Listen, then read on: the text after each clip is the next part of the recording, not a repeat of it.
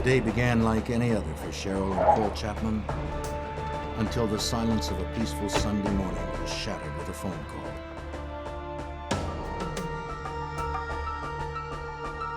Cheryl's sister Nancy had not shown up for work, and several attempts to reach her by phone were unsuccessful. The Chapmans, sensing something must be wrong, Nancy? rushed to her apartment.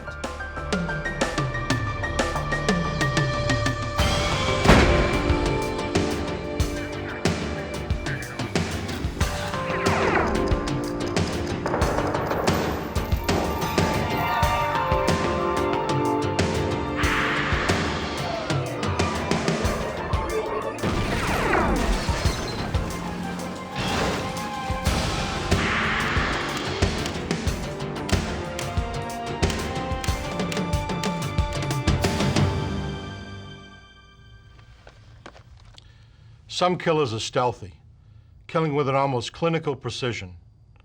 Others act on a violent impulse, saturating the crime scene with their rage. How a murderer behaves tells much about who he is. In 1987, the brutality of a triple homicide in Anchorage tested the mettle of even the most seasoned investigators. I'm Jim Kallstrom, former director of the FBI's New York office. When Nancy Newman and her 2 young daughters were found slain in their apartment, local law enforcement needed help. They called the FBI. At the crime scene, clues were everywhere, but seemed to lead nowhere. Agents knew that to crack this case, they need to somehow get inside the killer's mind.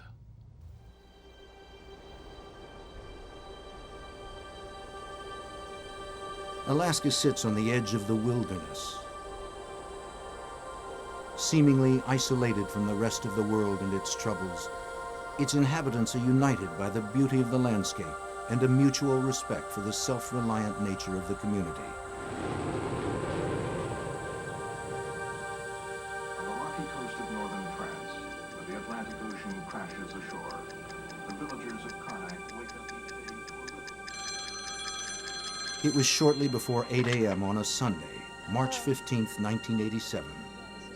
Cheryl and Paul Chapman were awakened by a phone call. Cheryl's sister, Nancy Newman, was hours late for the breakfast shift at the restaurant where she worked. Nancy's shift manager told Cheryl that Nancy's car was in the restaurant parking lot, but Nancy was nowhere in sight. Maybe the Chapmans should check on her.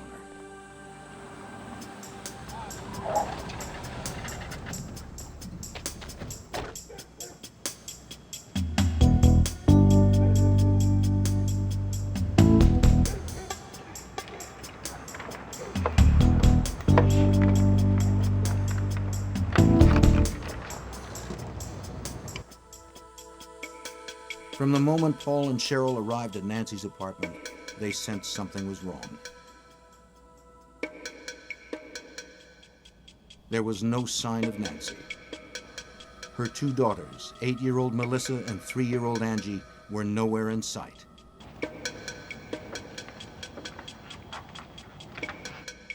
Coffee mugs from Cheryl's Friday night visit with her sister were still in the sink. The remains of breakfast had been left on the table.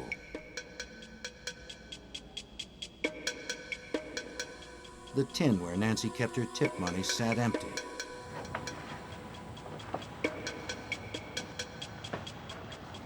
And a brown cigarette butt, not a brand Nancy smoked, was in the ashtray.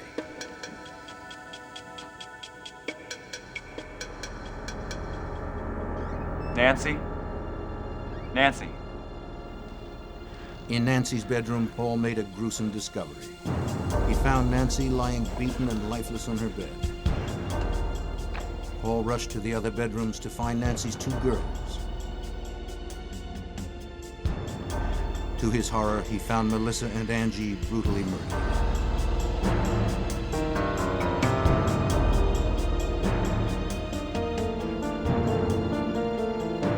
Come on, let's go.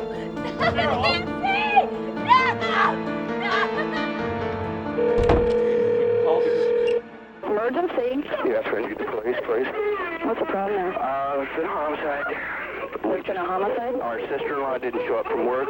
They called us at our house, wasn't offered to see her. We came over to find her. 4310.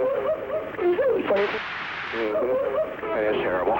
Just send somebody to see me today. We've got someone on you right now.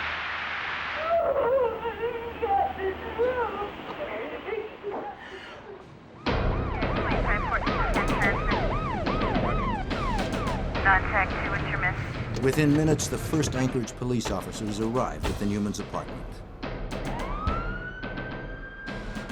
Not wanting to disturb the crime scene, the officers secured the area and tried to calm the distraught family until the crime scene processing unit arrived.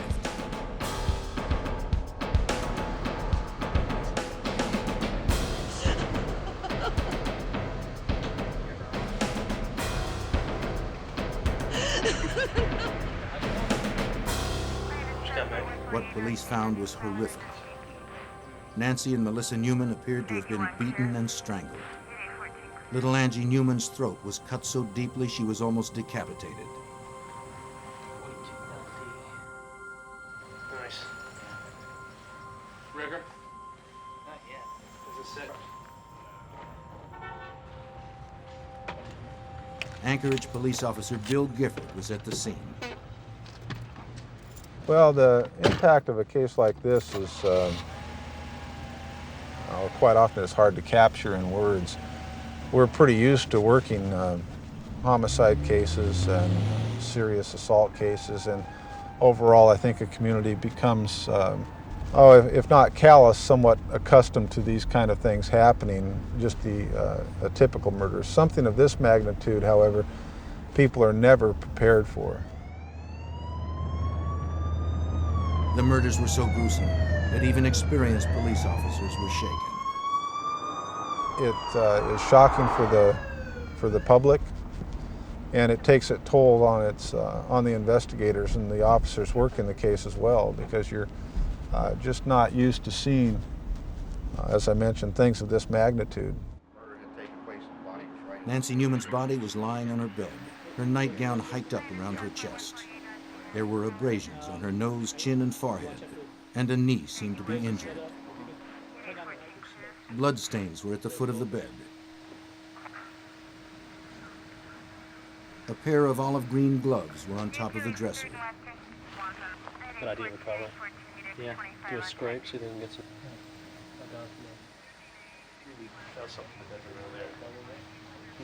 Down the hall, Melissa Newman was found on her back in the middle of her room. A bloody, twisted pillowcase under her neck. Another pillowcase had been used to tie her arms.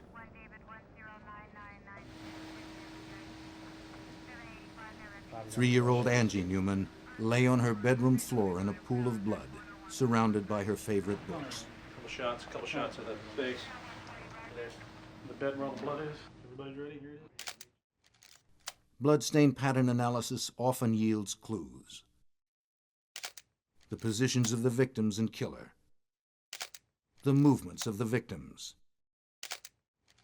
And the number of blows struck can be reconstructed by an experienced examiner.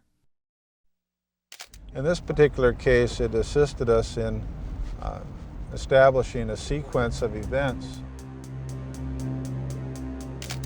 Stains found on Nancy Newman's bed suggested that she and Melissa had been forced down the hall to her mother's room, where they were assaulted. And stains on the hallway carpeting indicated that Melissa was then returned to her room and killed there.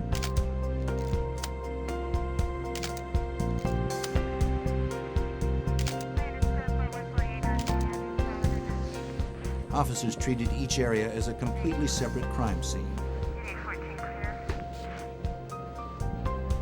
First, they determined the type of physical evidence that was likely to be found, and then the order it should be processed. How are we doing? Given the horrific nature of this crime and the lack of an obvious suspect, investigators knew that every possible piece of physical evidence was potentially invaluable. Here, all these plates, anything else was covered all yet. Super great. Detective Sergeant Michael Grimes was in charge of the Anchorage Police Department's Homicide, Assault, and Robbery Unit. I knew that they were going to be in this crime scene for hours and hours and hours. This immediately is what we identify as a forensic case. There was very little disturbed by them when they found the bodies, so we were very fortunate in that respect.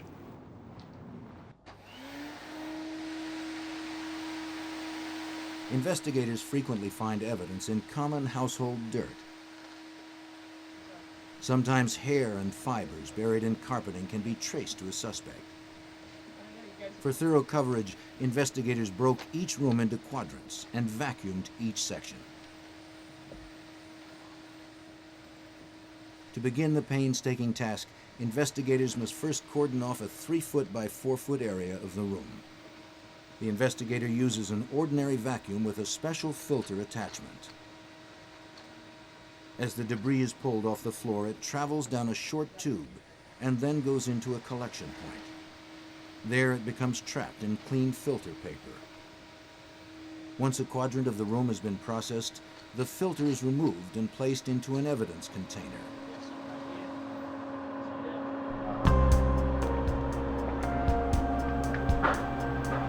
Many minute hairs and fibers are missed by crime scene vacuumings. Therefore, a portable argon laser is used, which causes unseen hairs and fibers to fluoresce when exposed to the laser's light. Package that. Let's not lose any of this, okay? Ready? Sure, got it.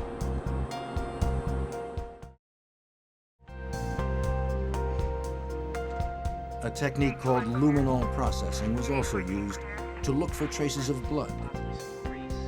If present, the luminol spray will cause the proteins in the blood to fluoresce, making them visible to examiners.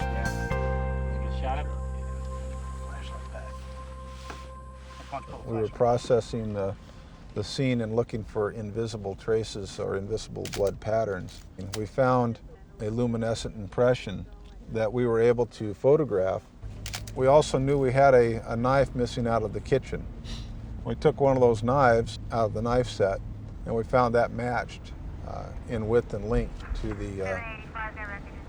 that of the luminol impression that we had. Go ahead and check the bathroom. The crime scene appearance suggested the murderer had taken the victims by surprise. Check this washcloth before we package it up, okay? Make sure there's nothing inside of it. It appeared that Newman's morning routine was suddenly interrupted, perhaps indicating that they knew the killer. Okay, excellent. Good job.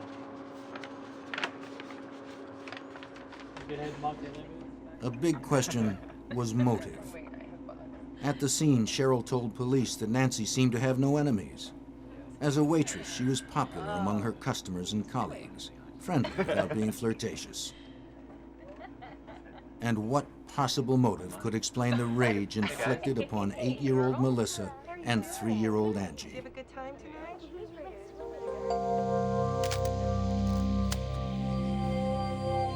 Burglary was unlikely. It was obvious to investigators that the apartment had not been ransacked or otherwise disturbed.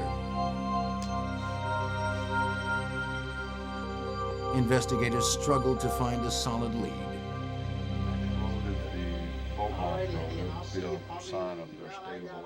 Detective Bill Reeder worked the case from the beginning.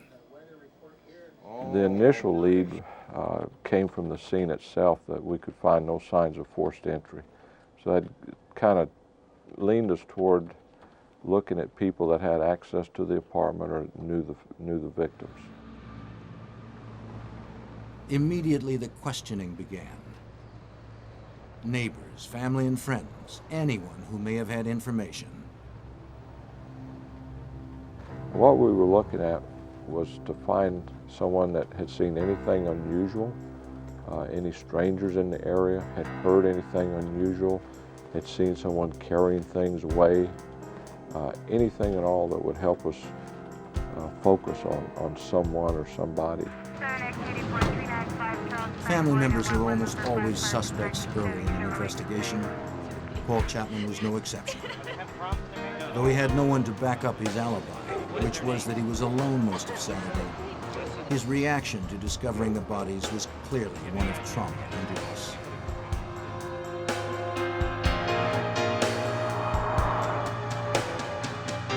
Investigators spoke with everyone close to the family. and learned that Nancy Newman was happily married to John Newman, the father of their 2 girls. He was a suspect, spouses usually are. But John Newman was in California training to be a locksmith at the time of the murders. Another way to eliminate a suspect is to watch and continue to talk to him. John never gave us any indication other than he wanted this case solved. He was extremely distraught, gave all the signs that anybody would give under the circumstances. Because the Newmans lived in a multi-unit apartment complex, Detective Grimes knew that interviewing neighbors in the immediate area would be a daunting task. There was an apartment in a multi-unit apartment house, which was in a particular area of town that was surrounded by large multi-unit apartment houses, and we were looking at literally hundreds of dwellings in that area. The close-knit community of Anchorage was shocked by the brutality of the murders.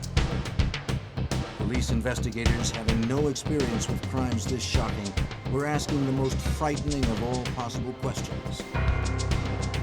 Was a serial killer a possibility? Police felt pressured to work quickly. For what kind of person would do this kind of crime? Was there significance in the way the people were murdered that could give us some kind of leads as to who we were looking for, or at least what type of person? And so immediately, I'd say within the first day or so, we were getting some help from the FBI. Investigators quickly realized they needed help in determining the type of individual responsible for the murders. They turned to the FBI's Behavioral Science Unit at Quantico, Virginia. Special Agent Judd Ray received the call. As a profiler in the unit, Ray's job was to assist investigators in hunting down America's worst killers. To do that, Ray had to understand the workings of a killer's mind. We were looking at deeds and acts of individuals after it happened and trying to predict the kind of personality, if you will, a composite view of what kind of human being could have done it. Through detailed evaluations of crime scene photos and police reports, Ray provided investigators with a psychological portrait of the killer. This is a disorganized crime scene. I mean, you know, low self-esteem, all the kinds of things that you would say about this kind of person. You know, that society has rejected him through the years, and now it's his time to reject society. Ray told the Anchorage detectives that they possibly faced a repeat performance. This particular incident alarmed him so much, particularly with 3 victims at one time, 2 being children, that his opinion also, he said that we need to get something working on this right away, because it appears that this person's out of control, and there's the potential that he's going to be doing it again in the very near future. From the autopsy reports, investigators learned that Nancy and 8-year-old Melissa Newman had been sexually assaulted. Based on this information and characteristics of the crime, Ray concluded that this violent offender would have a history of sexual assault.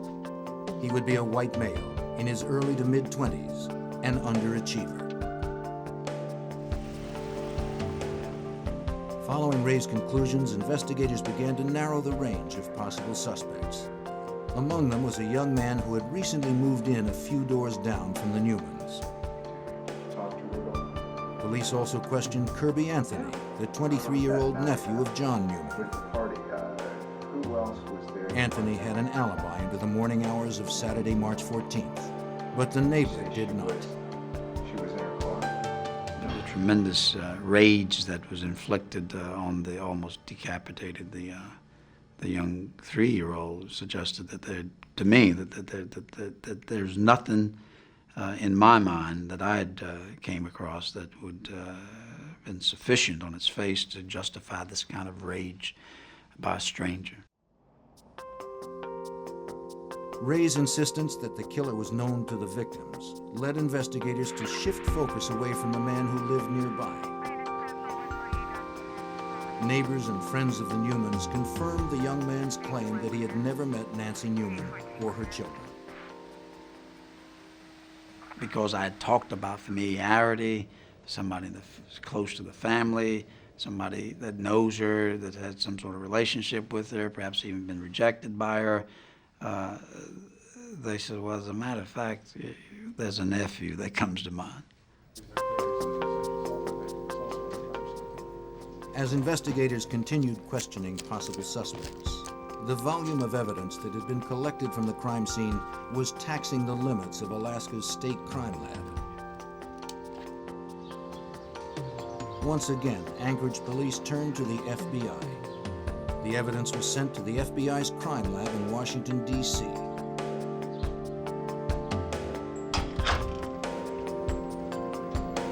Hair and fiber expert Doug Diedrich was given the case.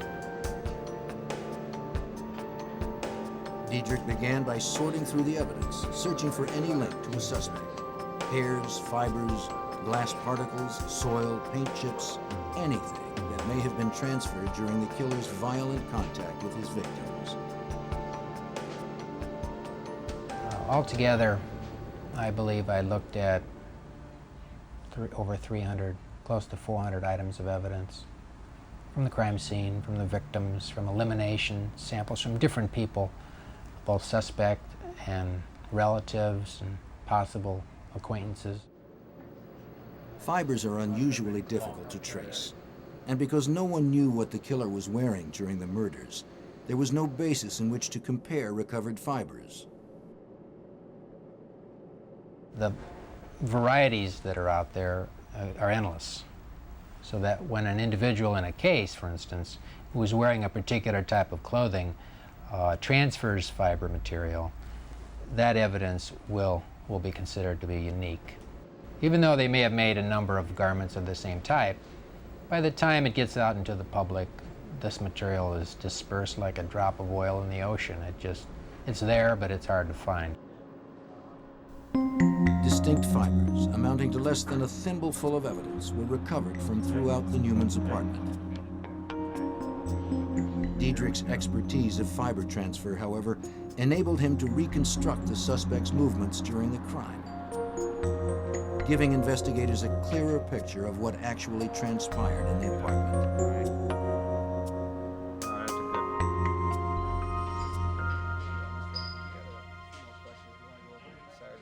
As Diedrich's analysis progressed, Anchorage police asked Kirby Anthoney to come to the police department to give more detailed statements. They began to learn more of his story. And Rose? Anthony and his girlfriend had moved from Twin Falls, Idaho to Anchorage 18 months earlier. Both had stayed at the Newmans for a while, but were asked to leave about the time they found jobs on a fishing boat.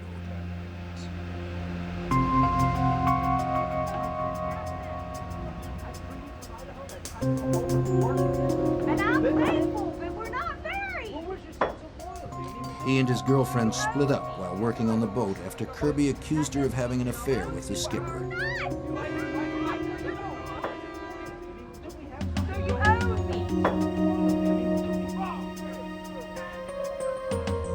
His mates described him as irrational and unstable after the breakup.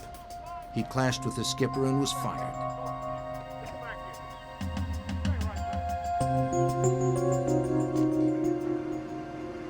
He returned to Anchorage alone on February 14th, 1987.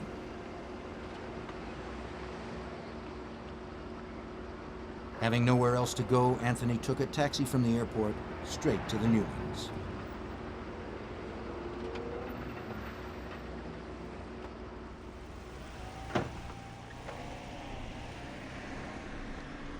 Through Cheryl Chapman's continued assistance, police learned that John Newman was upset over his nephew's return to the Newman household during his absence.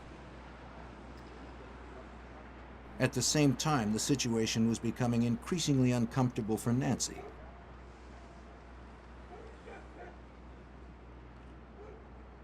After a few weeks, she asked Anthony to leave. He moved in with an acquaintance, Dan Grant.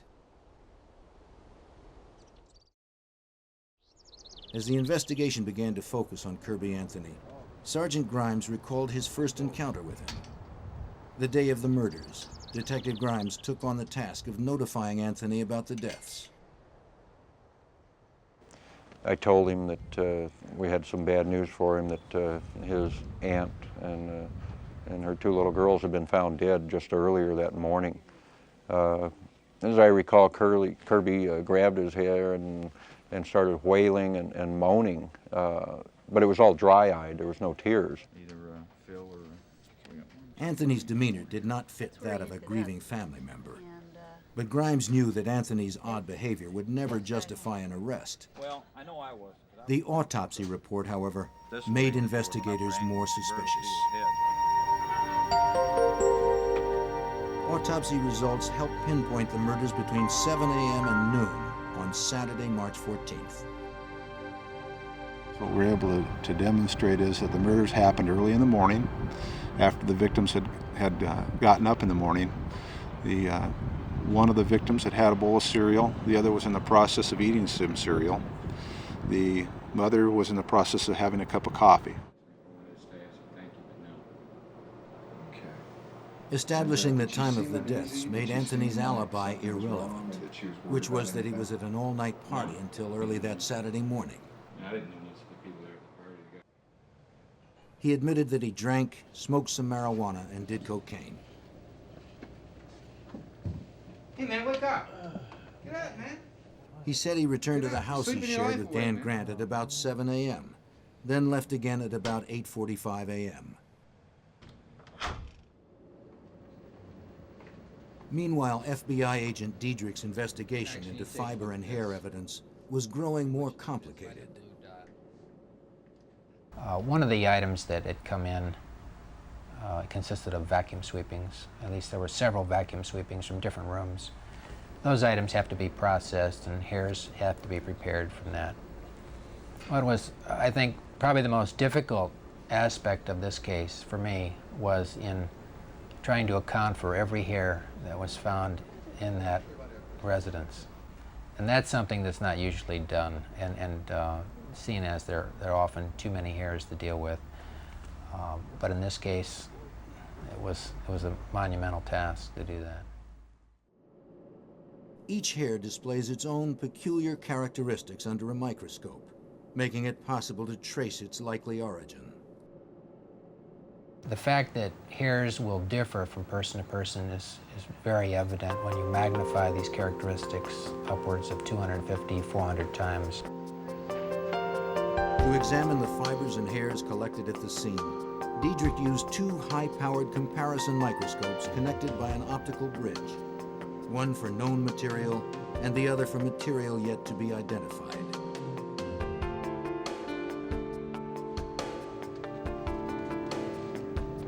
Because Anthony had lived with the Newmans for a while, his hair was likely to be in the apartment. That meant it was important to establish whether the trace hairs were old or recent. So Diedrich went through the contents of the vacuum used in the Newman household.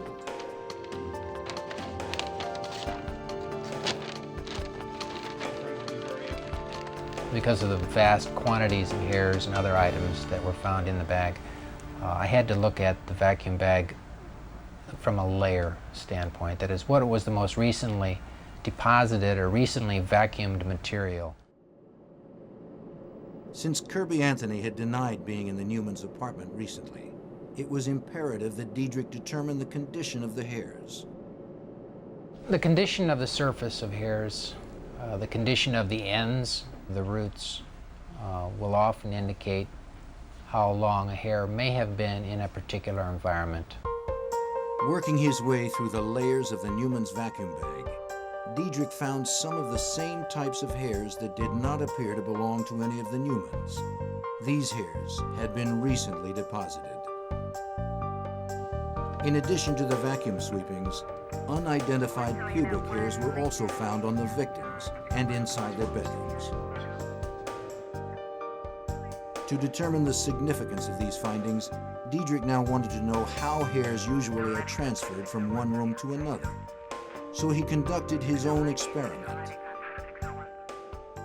It was a question as to how likely would it be to find somebody's hairs, say pubic hairs, in different areas of a home. So I designed a little experiment where I took a vacuum home, crime scene vacuum, to my house and vacuumed 4 bedrooms over a 2-week period, same time every day, just to see what types of hairs might be found. I was focusing mainly on pubic hairs. Diedrich preserved the material from every sweeping. He then compared the hairs from those sweepings with known hairs from himself. Diedrich was able to conclude that the hairs did migrate from room to room, mostly by sticking to socks or other clothing. The hairs deposited at the beginning of the experiment were deeper in the vacuum debris and therefore more damaged. The more recently deposited ones were not.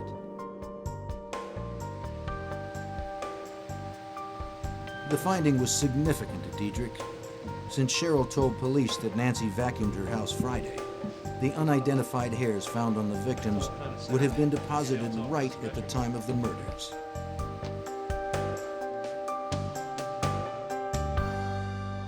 Under microscopic scrutiny, an important piece of evidence was revealed. A pubic hair with a partial egg casing, the kind associated with genital lice, was clinging to the damp washcloth found in the Newman's bathroom. Diedrich told investigators of his findings and waited for a sample from a suspect in order to make a comparison.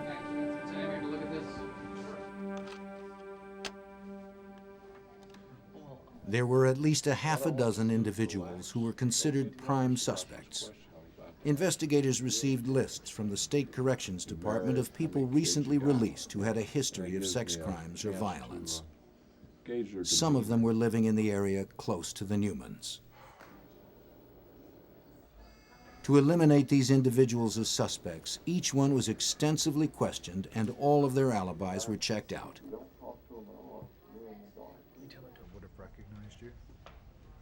Police continued to question Anthony. He admitted nothing. But with each interview, the details of where he was and what he did the morning of the murders changed slightly.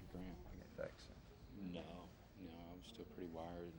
That was kind of an indicator of what we were going to be dealing with Kirby from the get-go, was these little lies that weren't necessary but were thrown out to us.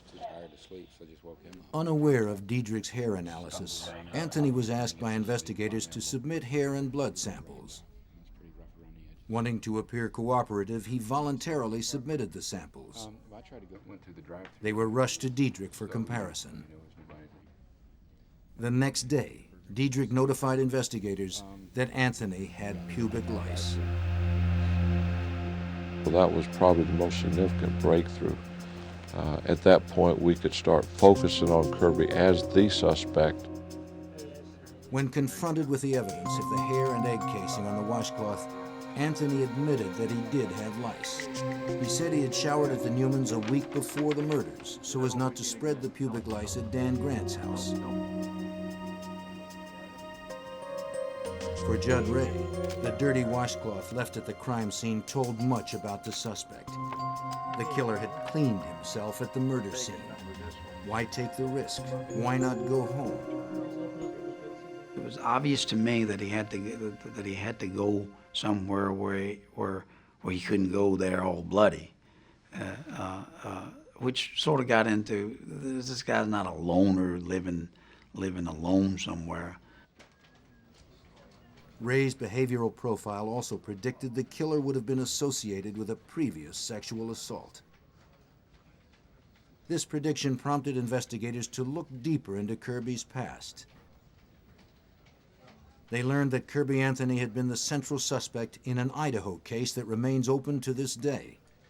The victim, a 12-year-old girl, suffered brain damage in the attack and was unable to testify.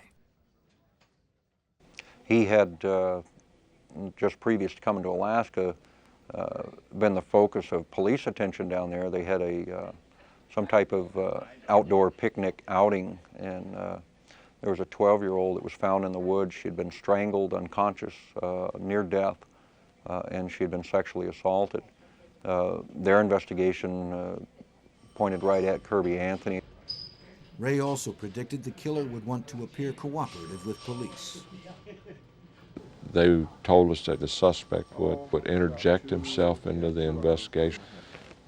He would call to find out what the evidence was showing, and Kirby started doing that. What investigators did not share with Anthony was that Diedrich's other hair comparisons were also pointing to Anthony. The pubic hair found on the washcloth was only one of many positive associations Diedrich was able to make between hairs found at the crime scene and those submitted by Anthony. And in this case, a number of pubic hairs that were like Kirby Anthony's were found in the rooms, both the victims' rooms, the two girls, and as well as a couple of them that were similar to his on the bed of the mother. A hair from Anthony's head also was found on the top sheet of Nancy Newman's bed. Facial hairs that matched Anthony's beard were found on all of the victims and in their rooms.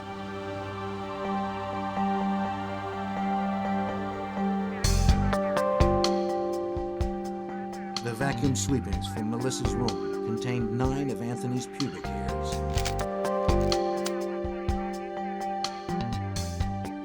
The sweepings from Angie's room included 2 pubic hairs, one with blood and one with lice casings. Investigators felt it was time to keep tabs on Anthony's movements. Through surveillance, investigators learned of Anthony's hangouts and discreetly followed him around town.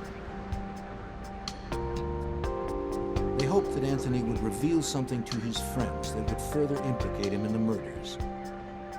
If he did, the investigators would soon find out.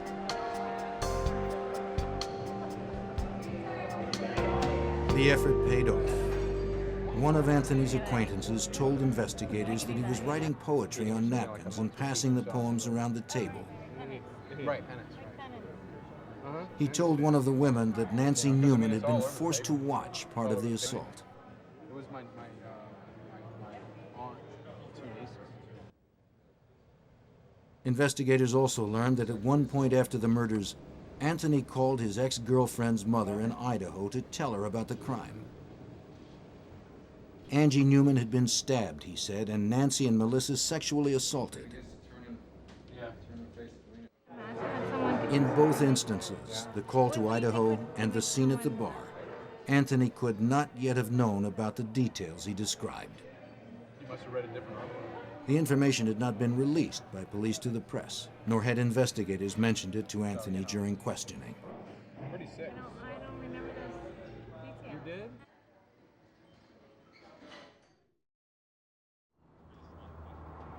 Since the surveillance was not a 24-hour-a-day tactic, they would often drive by his house to see if his vehicle was parked out front.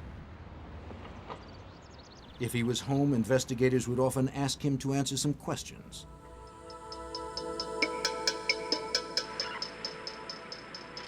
The circumstantial evidence against Anthony was mounting. During a visit to his residence, investigators noticed a manually operated camera belonging to John Newman that had been reported missing after the murders. He told detectives that the Newmans lent it to him, but when asked later to demonstrate how it worked, he seemed to have no idea how to operate it.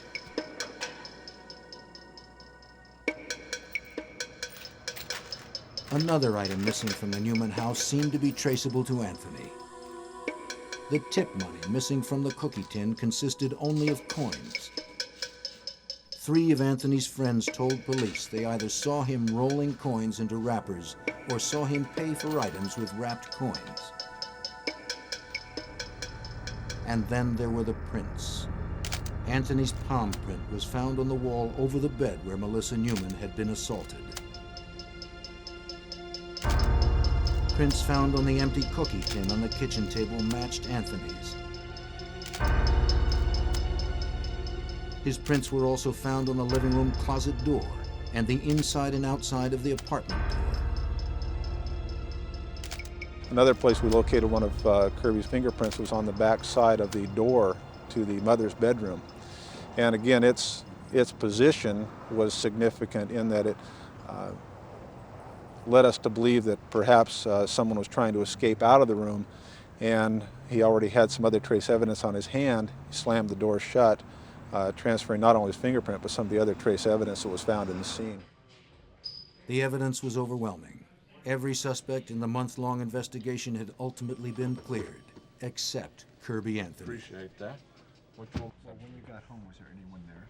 For investigators, it was time to obtain an arrest warrant. And when you got home? Judd Ray had previously cautioned investigators that the killer might try to flee if the pressure became too much. The increasing intensity of police questioning had made Anthony nervous.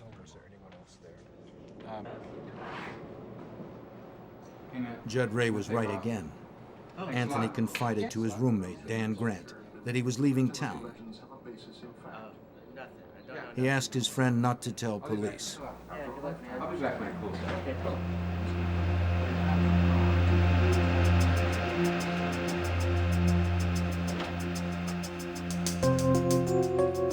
Grant was afraid to contact Anchorage police because of Anthony's notorious temper. It's like a precinct desk. Nonetheless, he did finally call them 7 hours later. Okay. Anthony was heading to the Canadian border, an 8-hour drive away, and he had a 7-hour head start.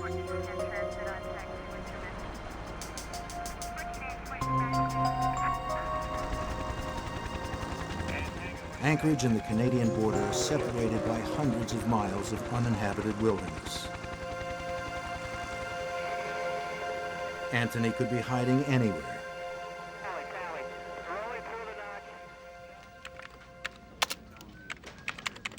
Anchorage police quickly contacted U.S. Customs at the Alaska-Canada border. They described Anthony in his vehicle and told the custom official that Anthony was a suspect in a triple homicide. They were hoping he was on his way.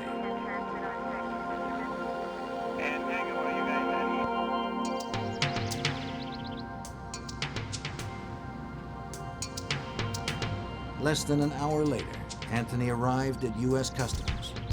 Having no idea that investigators had been tipped off, Anthony calmly pulled up to the customs gate. Step out of the car. Could you get out of the car, please?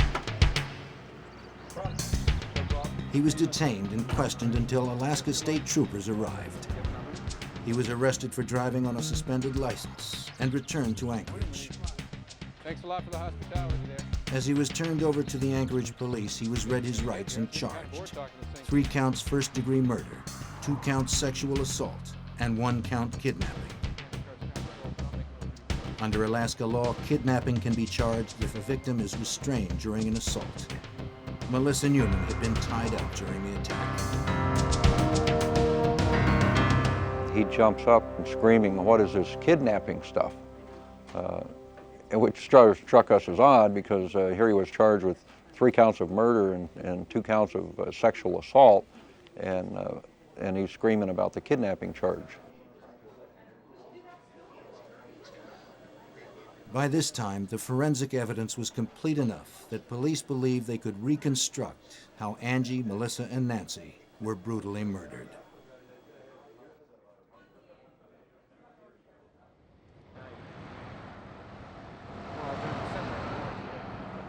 The last time Cheryl Chapman saw her sister alive was Friday, March 13th. Cheryl, Paul, and Nancy had each arrived separately at the restaurant where Nancy worked to meet for drinks. Cheryl's daughter, Kelly, had taken Nancy's girls swimming, so the adults had a night out. Paul Chapman had to leave the restaurant early to pick up his son, but planned to meet them later at Nancy's apartment.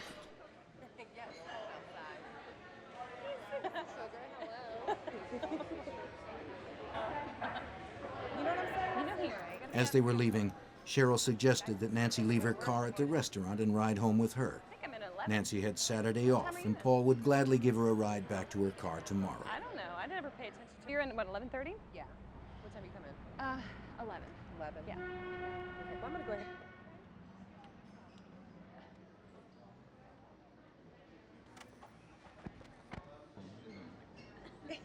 Cheryl, Paul, and Nancy all ended up at the Newmans' apartment to wait for Kelly and the girls. They sat, laughing and talking, until about 9:45 when the girls came home. Kelly had treated them to hamburgers.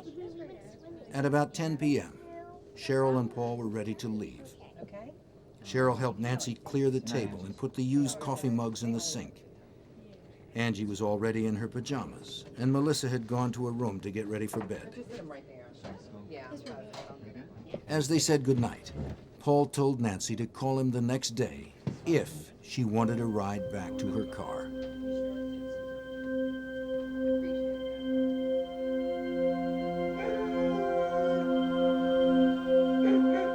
Sometime between 7 a.m. and noon on Saturday, March 14th, Kirby Anthony arrived at the Newmans' apartment. Kirby Anthony is the only person who knows what happened next. Perhaps Nancy refused to lend him money. Perhaps she refused a sexual advance. Perhaps she ordered him out of the apartment.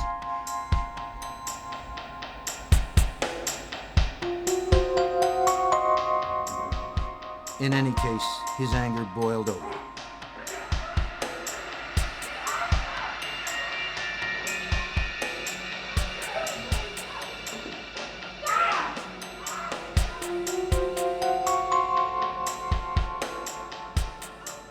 Evidence indicated that part of the assault on Melissa occurred in her mother's room. Both would have had to have been restrained, and their bodies did show signs of having been bound. We are able to show through serological findings that Melissa, the 8-year-old, had been assaulted in the mother's bedroom and that she had crossed the bed and was actively bleeding at the time. And then she is subdued somehow and held in a position in that room for a period of time.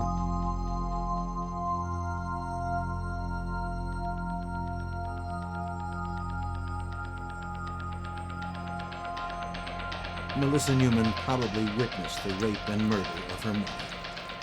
She then was taken back to her bedroom where she was assaulted again and killed.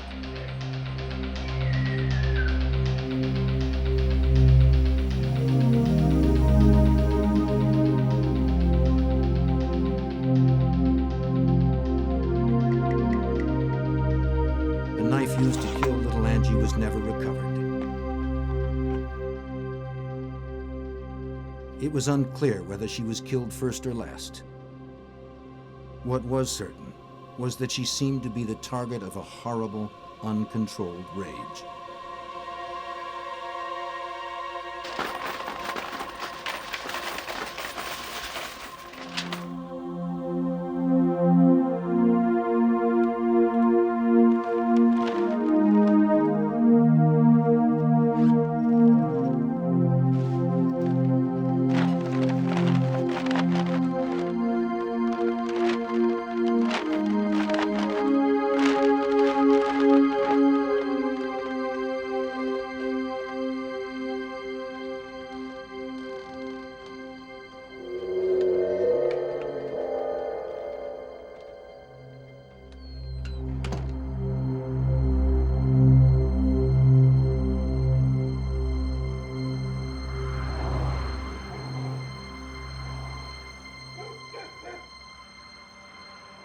Nancy Newman did not call Paul Chapman the next day for a ride to her car, nor did she answer the phone when her sister tried to reach her repeatedly.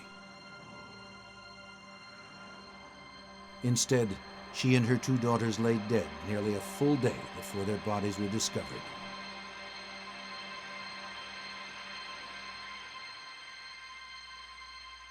The particular grudge against Angie may have grown out of the few times that Anthony babysat the girls. Reportedly, he had called her a tyrant. But for those close to the victims, and for investigators working the case, nothing could explain Kirby Anthony's savagery. I don't really think that you could isolate any one thing that would cause a man to fly into the homicidal rage like Kirby Anthony did. Yeah, for the most part, I don't think that Kirby Anthony could even tell you why he would do something like that. A grieving John Newman sat in stony silence throughout his nephew's trial. After 8 weeks of testimony, the jury reached a verdict on June 3, 1988. A clean-shaven Anthony seemed confident as he waited for the verdict.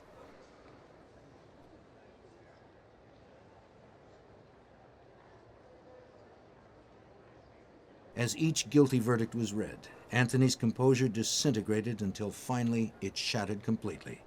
He was sentenced to 357 years for his crimes.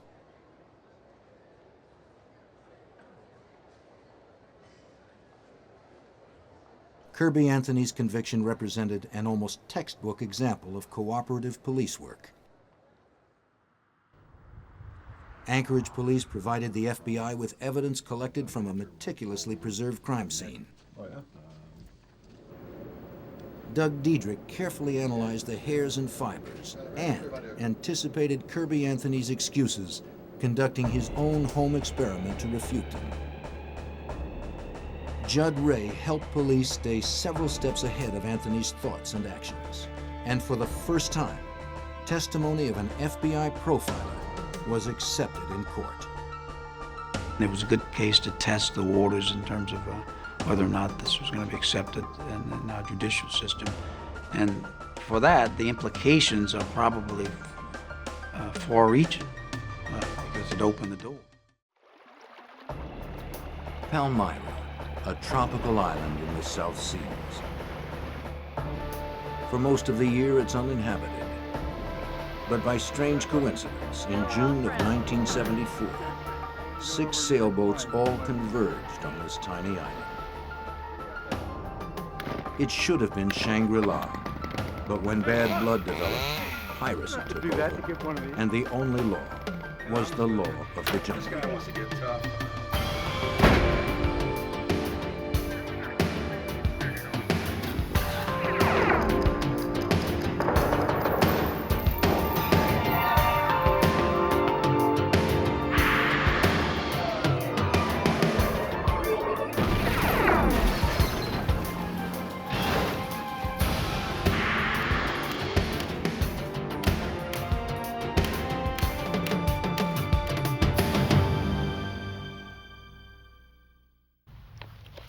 A small, uninhabited island almost 1,000 miles from nowhere.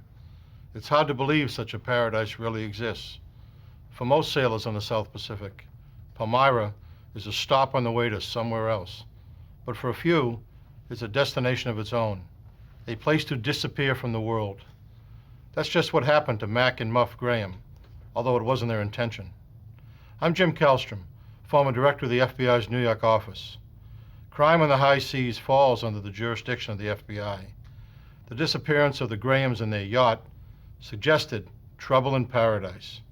The problem was, there was not a shred of evidence to prove it. Palmyra Atoll is a series of small islands in the South Pacific, formed by a coral reef which surrounds a lagoon. It is owned by the United States, and during World War II, it housed a U.S. Navy base.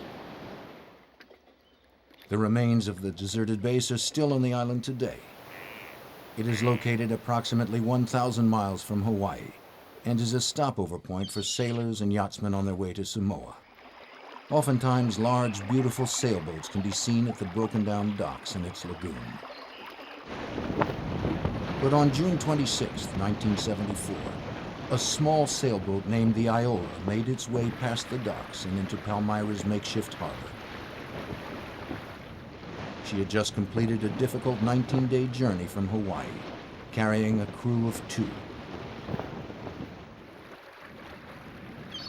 The boat was not suitable for the trip, and now limped into the lagoon, barely seaworthy. The ship's motor had frozen up about halfway to Palmyra. Before leaving Hawaii, the owners had repaired the Iola, which was a wooden boat, by covering it with a coat of fiberglass. The friction created by these two materials caused a crack to form in the hull. On the way to Palmyra, the Iola had begun to take on water. They had little money and very few provisions. Their plan was to live off the fruits of the island until later in the year. They had made a deal with some friends to bring supplies to the island, which they would exchange for a crop of marijuana they intended to grow.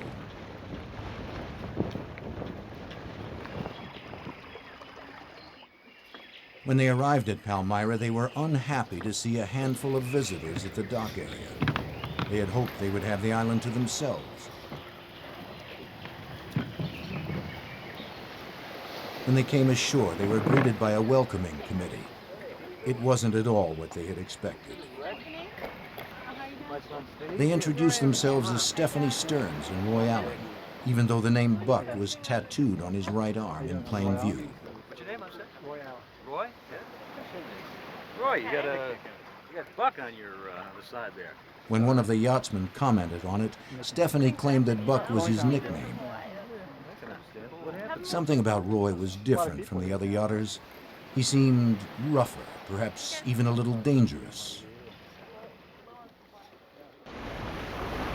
Shortly after Roy and Stephanie arrived, another boat appeared in the channel, a beautiful 38-foot ketch called the Sea Wind. It wasn't long before the new arrivals made their way over to the dock.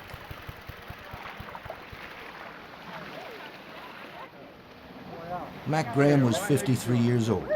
His wife, Eleanor, nicknamed Muff, was a few years younger. Hey, Evelyn, Mac. Good to see you. My wife, Muff. Hi.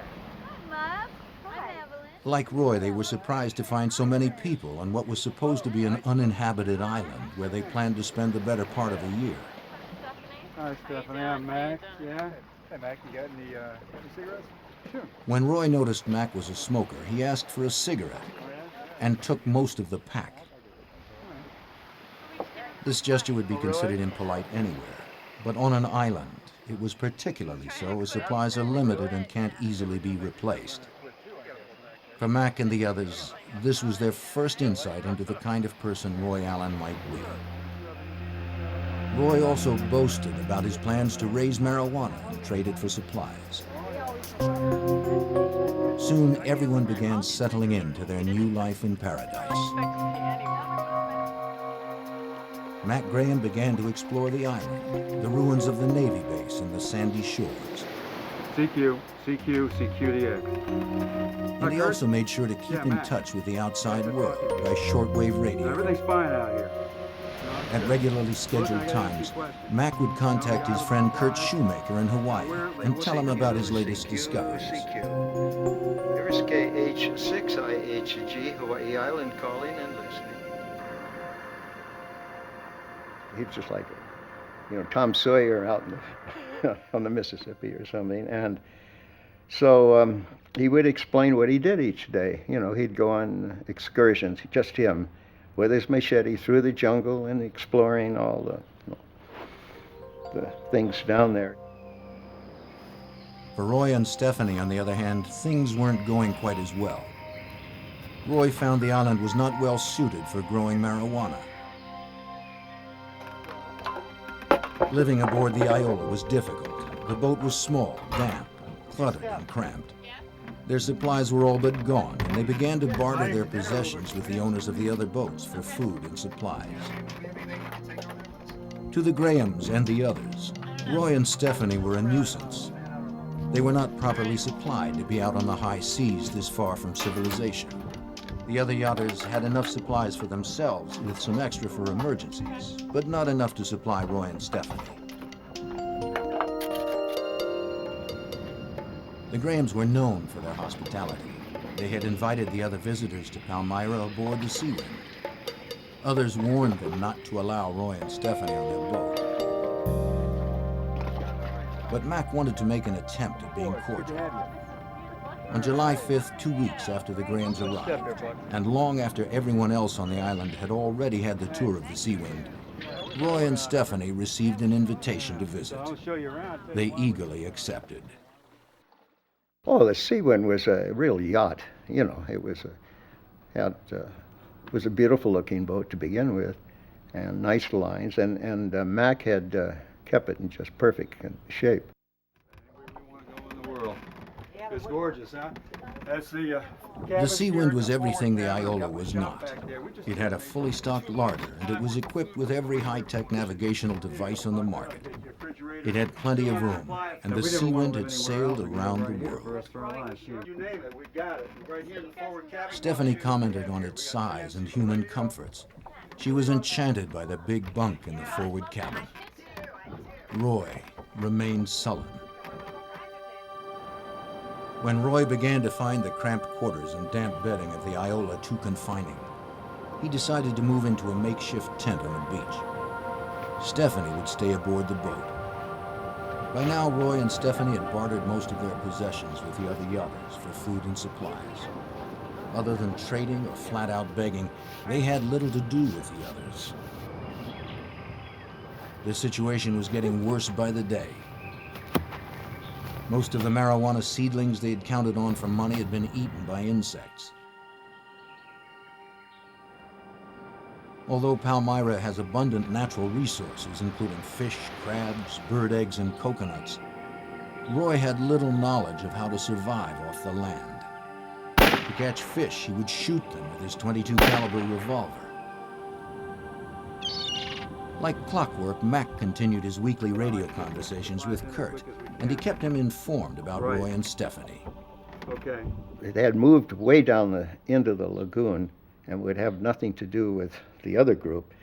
And bizarre things like they started planting marijuana again to see if they could grow it.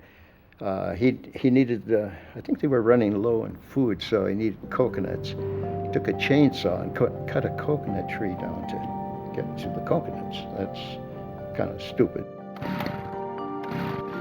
It also infuriated Muff Graham. Hey! Mac loved the island and had no tolerance for Roy's destructive ways. Problem. You don't have to do that to get one of these. Why don't you just climb up and get it down? One day he confronted Roy about it. I didn't ask you for Roy quickly became angry and told Mac to mind his own business.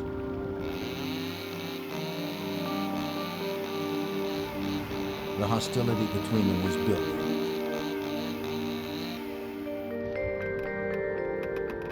On July 13th, Muff Graham wrote her mother a letter. She hadn't been enthusiastic about living on an island in the first place, and having Roy and Stephanie there only added to her misgivings. Dearest Mother, 3 boats are here now, but one is leaving and will take this letter with them. That leaves us alone with the hippie couple who plan to stay here and live off the land. It's just our luck they decided to roost in Palmyra. Roy and Stephanie have run out of sugar, cigarettes, and I don't know what. They've bartered with other boats. Next, they will ask us. Muff sent the letter back to civilization with Bernard and Evelyn Leonard, who were leaving Palmyra after a brief stay. The Grahams had previously made arrangements to receive letters over the radio from Kurt Shoemaker, who read them to Mac during their regular weekly shortwave contacts. During that period of time, I was receiving mail from both of their mothers, his mother and hers. And then I would read this to them. Well, as one of the boats down there would leave, they would take the mail with them and eventually mail it when back in Honolulu or wherever. So there was communication going back and forth. And an interesting thing about it is one of the letters I read, the mother, and I think she was in her 80s, she says that she was afraid for them. She says, you should leave that place, something will happen to you. One day when Mac was talking to Kurt, he told him that Roy had sent a message with one of the yachts back to his friends in Hawaii. They were supposed to bring Roy and Stephanie's supplies to Palmyra, and he told his friends to reply through Kurt's shortwave radio. Mac asked him if he had heard any news from them. But Kurt had heard nothing, and when Mac talked to him about Roy and Stephanie, there was something about their description that worried him. And in between these conversations, he had occasionally mentioned the other boat. And I told him, I said, you know, that doesn't sound too good, these people. I said, you know, you better be careful. And he said, well, no, I can take care of myself. I'll be all right. And, so I said, well, I don't know. I think you ought to get out of there myself, or one of you ought to leave. Michael? don't. I don't want to hear it. No, I don't care. Roy and Stephanie's tempers were running short. That's why. Look around you. During the first weeks of August, the sound of angry voices could frequently be heard across the lagoon. The other visitors to the island saw Roy as a violent and quick-tempered man who was dangerous and should be avoided. Then, midway through August, another boat came to Palmyra and spent a few days. Norman Sanders and Thomas Wolfe were on their way to Samoa. The night before they were set to leave, they had cocktails with Mac and Muff. The talk turned to the Iola. Sanders was a sailing expert.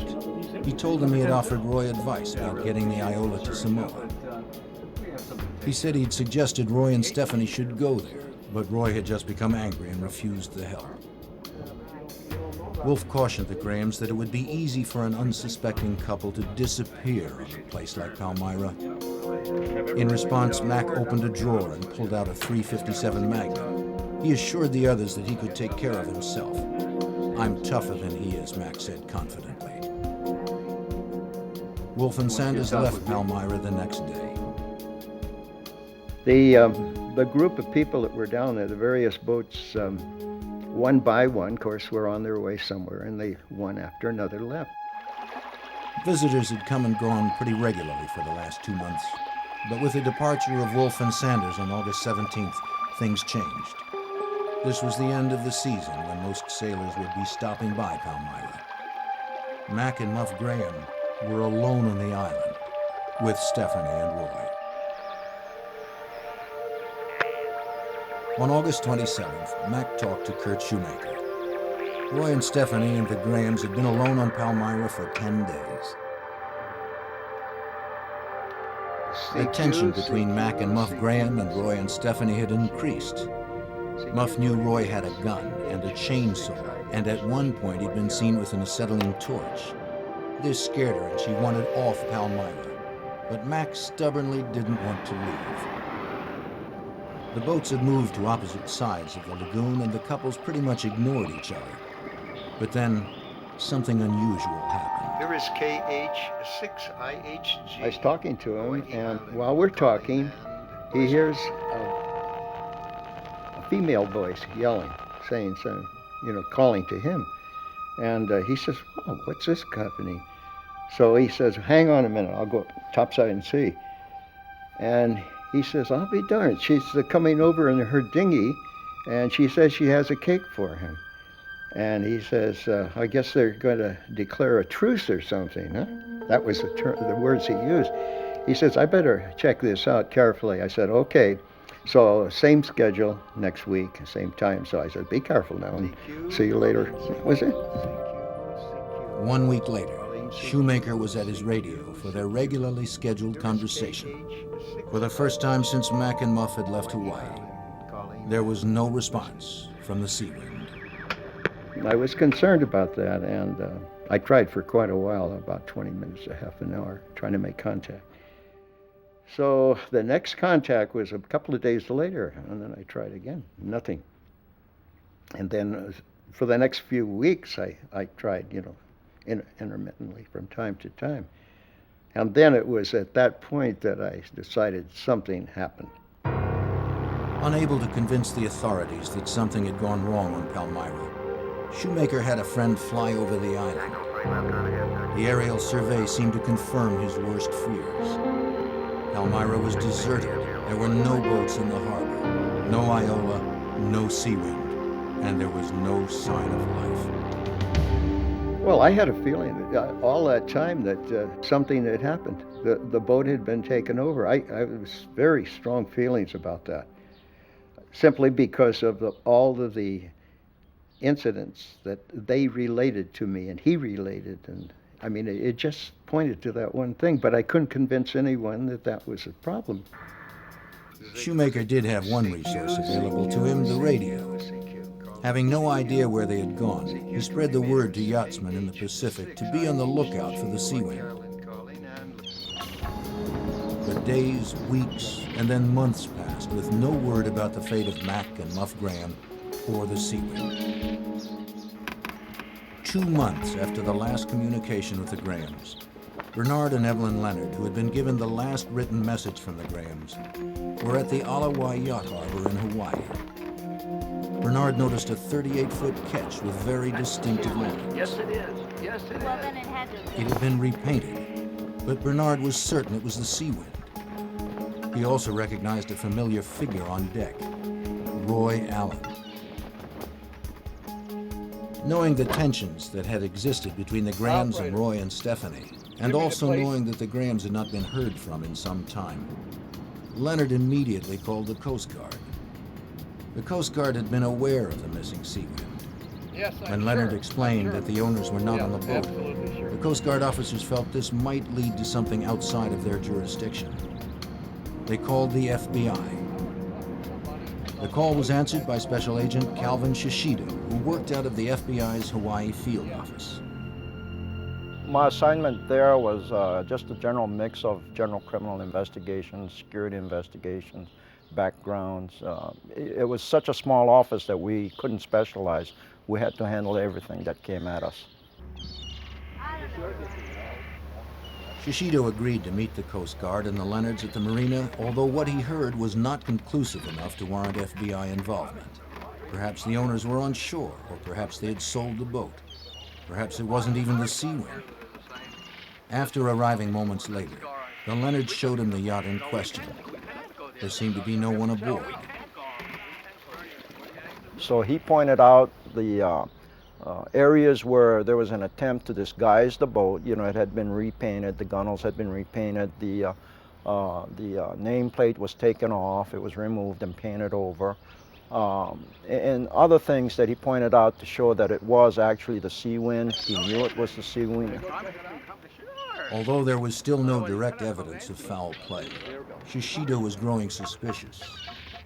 There was no visible activity on the boat, so Shishido instructed the Coast Guard officers to post a lookout. The lookout spotted Roy and Stephanie the next morning, rowing from the floating dock towards shore in a little dinghy. He immediately alerted the Coast Guard, who in turn called Special Agent Shishido. But another boat owner hailed Stephanie and Roy and told them that the Coast Guard had been looking around their boat the day before. Roy noticed a Coast Guard patrol boat in the marina that seemed to be moving towards them.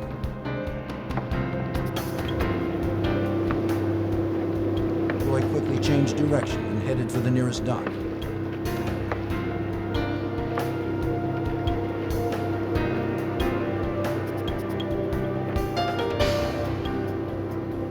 After letting Roy off, Stephanie started to row back to the Seawind.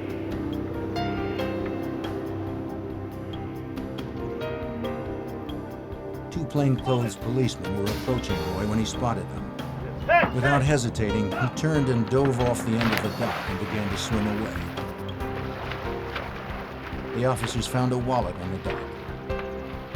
And in it was the identification of this Roy Allen, and it had a photograph. And I believe Mr. Leonard looked at the picture and said that was Roy Allen. Meanwhile, the Coast Guard boat had spotted Stephanie in the rowboat and began to give chase. She turned and started to row towards shore, hoping to reach the dock before they caught up with her.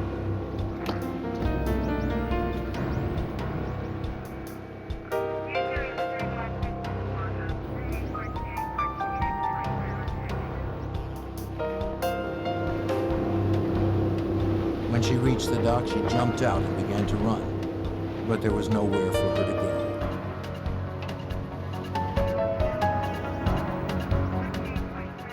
The patrol boat was right behind, with Bernard Leonard aboard. He and a Coast Guardsman followed her.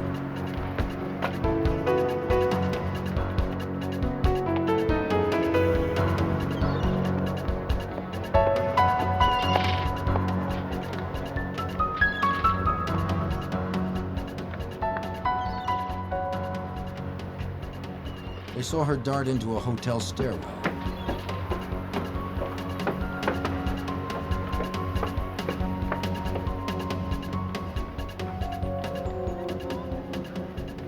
They found her hiding behind a potted palm. She immediately recognized Leonard from Palmyra. Come with us.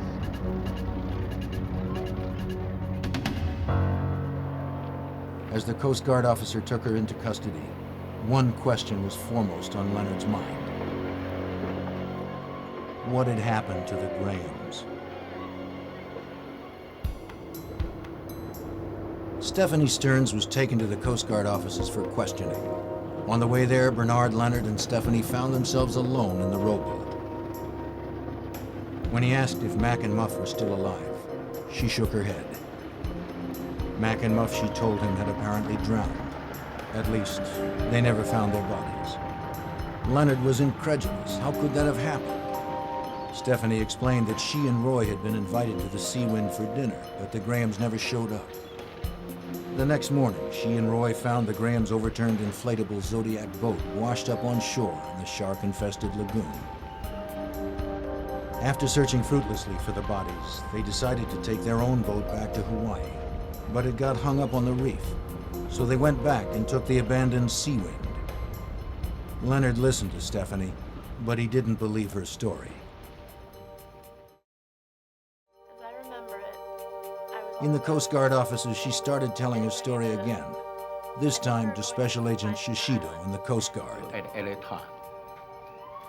Okay. This is the way it happened. This is the way I'm telling it to you. Details then of what happened to them. At one point, I remember speaking to her. She kept going on, and I kept reminding her that she had the right to remain silent and that anything she said could be used against her in a court of law. And she would just keep on talking. Stephanie told him she had arrived at the Sea Wind with Roy just about in time for dinner. The boat was strangely quiet. They called out, but no one answered. Hello? Hello? Mac? Mom? Hello? They went below and continued their search, but got no reply. I can't find anybody down here. They're not here. Didn't you say they were going to meet us here? Yeah, they knew we were coming for dinner. They assumed the Grahams had gone out fishing for dinner and made themselves at home till they returned. There's nobody here. According to Stephanie, the Grahams never showed up, so they both decided to spend the night on the Sea Wind. All right. They believed the Grahams would show up any time. But the next morning, when the Grahams hadn't returned, she said they became very worried and went out to look for Muff and Mac as soon as it was light. But all they found was the Grahams' overturned Zodiac washed up on shore and a can full of gasoline. They turned the inflated boat over and started the motor. Then she said they spent the next 2 days searching for the Grahams or any sign of what might have happened to them. But they found nothing. The Grahams had simply vanished. Shishido found her story implausible. Together, and we went over there. When she explained how they had taken possession of the Sea Wind, her story was quite different from the one she had just told Leonard. No one would have believed us. They would have taken This the time, boat. she said they had left Palmyra aboard the Sea Wind towing the Iola, which got caught up on a reef and sank. And all we found Stephanie was tripping over her first lie. But I knew there were at least, two conflicting stories as to how they got in possession of the boat. At this point, we became very worried about the Graham's condition. We didn't know what had happened to them, and we certainly was not going to get any real true information from Stephanie Stearns. The FBI has jurisdiction over crime on the high seas. Shishido determined he had enough evidence to arrest Stephanie Stearns for interstate transportation of stolen property. Then his attention turned to Stephanie's boyfriend, Roy Allen, who had evaded the police at the marina and was still at large. Shishido checked, and there was no record of a Roy Allen, but he had the wallet with Roy Allen's picture. Bernard Leonard also told Shishido that Roy had taken marijuana plants to Palmyra and had intended to grow them to sell. Drugs and a photograph of Roy gave him a starting place. But I suspected that people with, traveling on the Iola, which is not really a seaworthy boat, going around and planting marijuana on the islands and so on, must be involved in drug running. Hi, Cal. How are you? Pretty good. How are you? I'm doing pretty good. What can I do for you today? Shishido took the photograph to the Drug Enforcement Agency and showed it to several of the agents. So we would like to get further information on here. They were surprised when they looked at the picture. Let me get into it. They told him that it was Buck Walker and that they had been looking for him. I'll get back to you on that. Have a good day. Same to you. All right. And so we got all the background data on Buck Walker, and that's when our search for Buck Walker began. And now we're looking for Buck Walker instead of Roy Allen. Buck Dwayne Walker was a convicted felon and a fugitive. He'd been awaiting sentencing on a drug conviction when he and Stephanie fled Hawaii on the Iola headed for Palmyra. As the search for Walker began with a new urgency, Shishido was also concerned about the Grahams. He knew Stephanie was lying and changing details about what had happened on Palmyra. He didn't trust her story about the fate of the Grahams. There was always the possibility that the Grahams were alive and stranded on the island.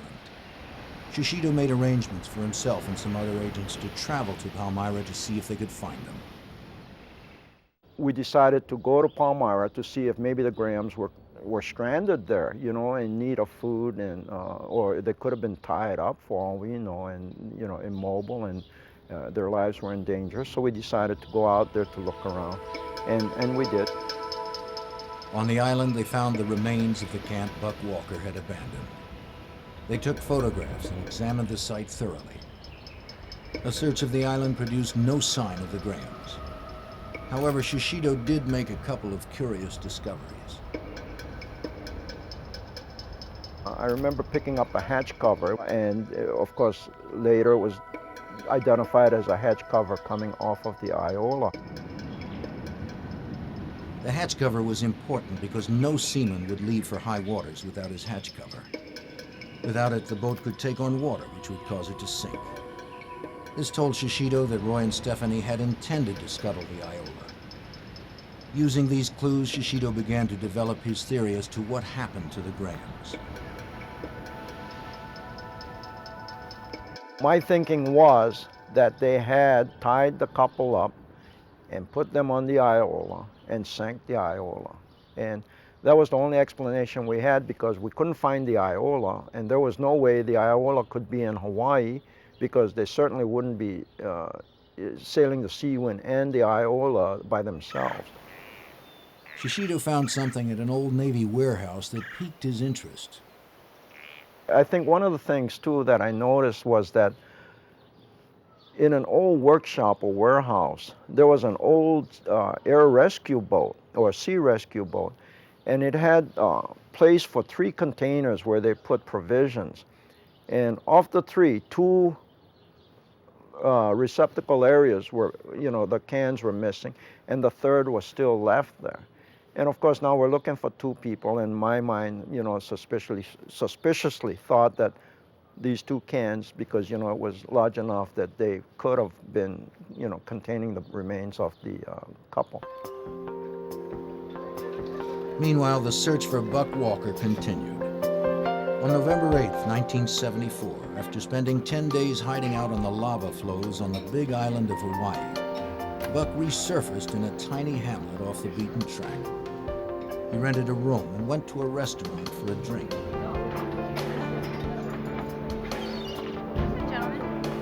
At the same moment, across the street, 2 uniformed officers were eating lunch. As they paid the bill, they showed their waitress a picture of Buck Walker. She said he'd just been in the restaurant looking for a drink, and she'd sent him to a bar across the street.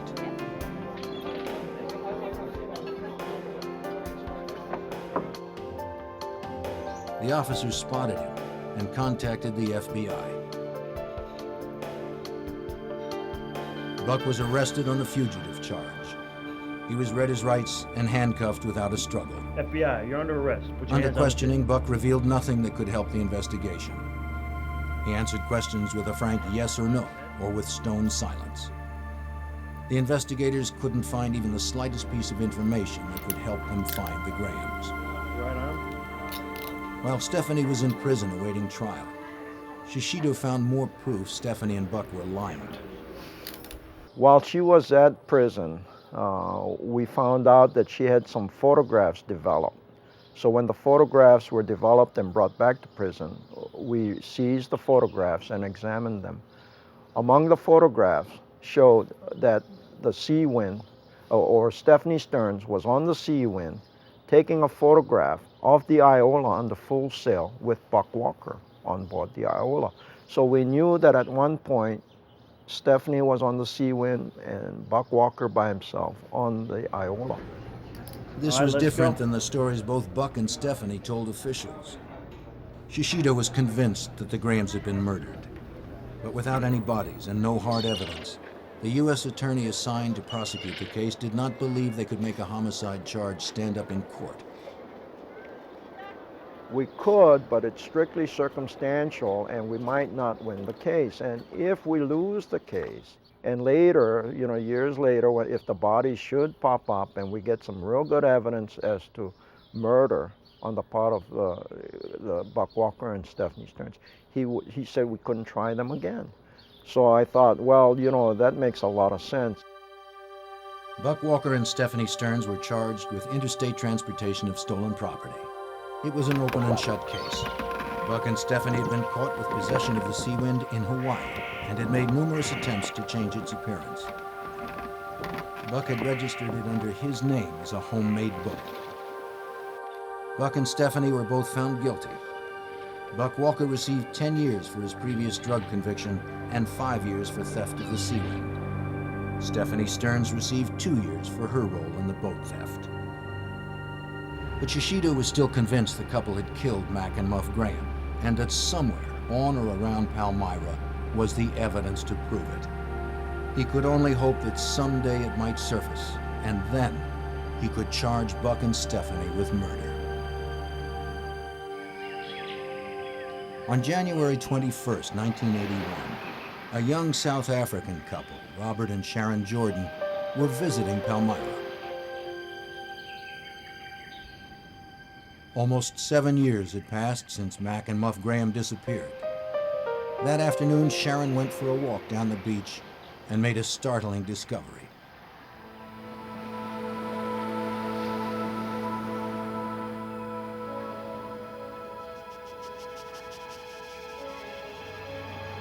Washed up on the shore was an aluminum canister, and beside it, she found human bones and a skull.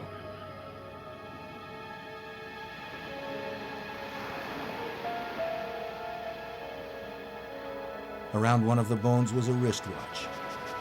She had heard the story of Mac and Muff Graham and immediately contacted the Coast Guard. Cal Shishido was catching up on paperwork when he overheard part of a phone conversation. Human bones? Palmyra? First he heard the words human bones, and then Palmyra. Where's Palmyra? The agent was new and had never heard of the case. Shishido was on his feet immediately.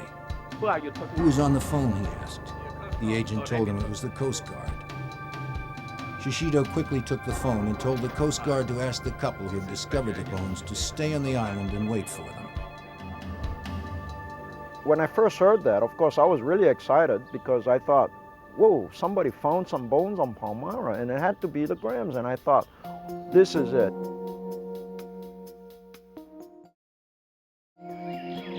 Shishido and a team of investigators flew to Palmyra to examine the new findings. If the bones Sharon Jordan found belonged to either one of the Grahams, the FBI might be able to establish the cause of death. Shishido was shown the gruesome discovery: a skull, human bones, a wristwatch, and some wire, all lying next to an open metal box, identical to the kind Shishido noticed in the rescue boats on his previous visit to the island. He speculated that the wire had been wrapped around the case and had somehow come loose. Then when the case came ashore, it had opened and the bones had spilled out.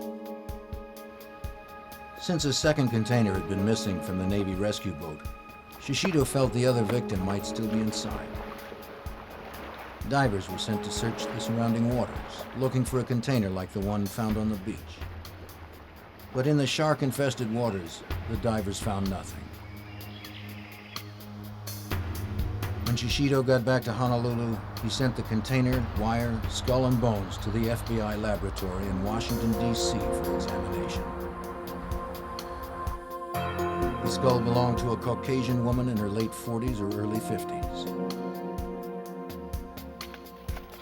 Dental records showed that it was Muff Graham's.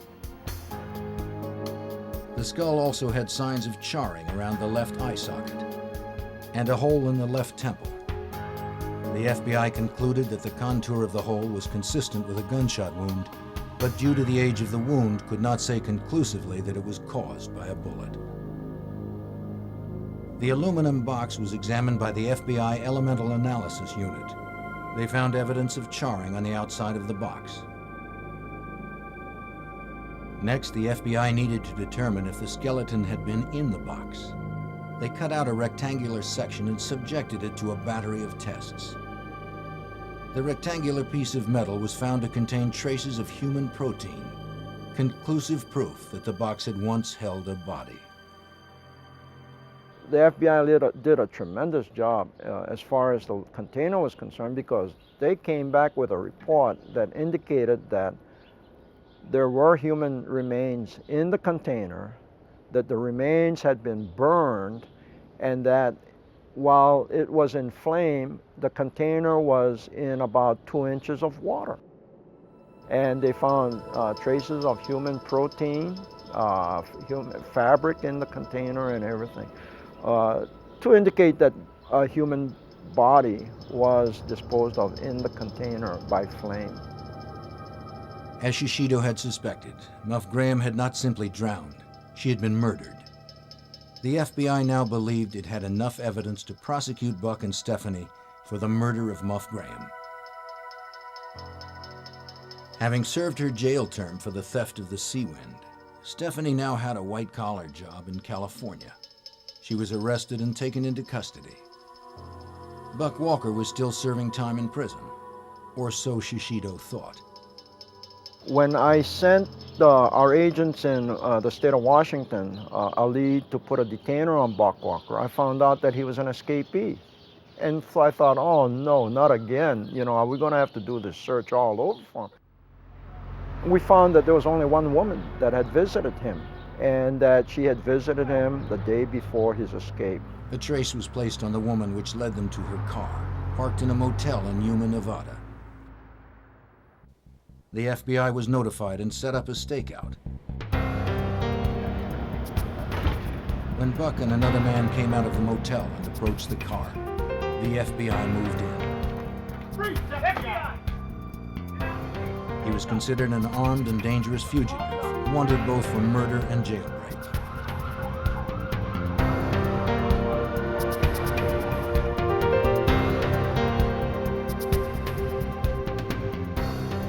On the front seat of the car, they found barbiturates and several thousands of dollars in cash.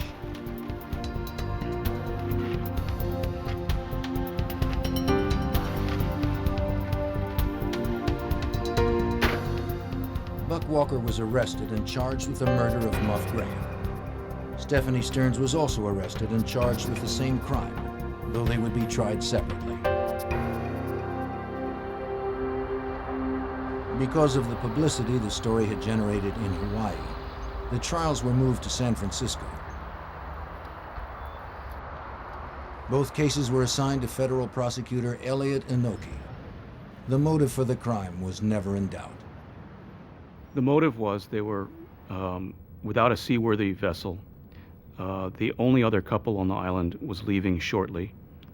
They were running out of food, and they didn't know when any other vessel would get there, if at all, because this was becoming the end of the so-called season when you could expect people to visit the island. So you had people running out of food and provisions with an inability to get anywhere. Inoki knew he could show Buck and Stephanie had opportunity and motive to kill the Grahams. But first he had to prove in court that Muff Graham was murdered. He also needed to completely discredit Buck and Stephanie's story that the Grahams had drowned. As Inoki began constructing his theory of the case, Shishido was busy putting holes in Buck and Stephanie's defense. The FBI had already found evidence of human protein on the sides of the aluminum box, but since the bones were found next to it, Anokhi wanted additional proof that the body had actually been in the box. Therefore, ruling out the possibility of Muff drowning as Buck and Stephanie had claimed, he contacted San Francisco's chief medical examiner, Boyd Stevens.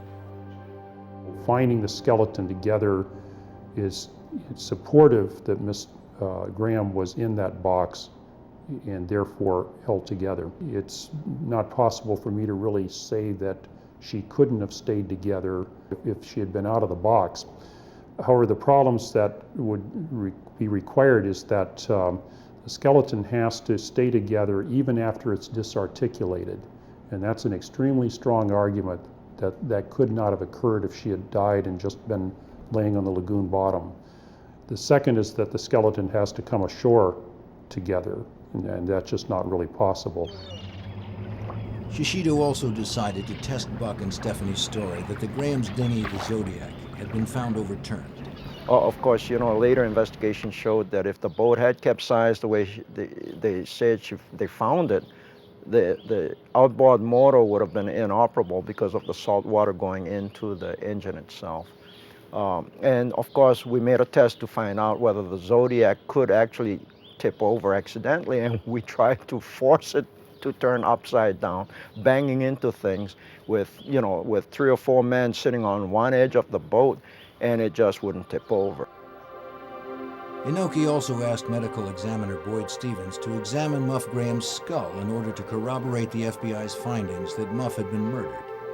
Anokhi knew that having 2 highly respected sources would strengthen his case.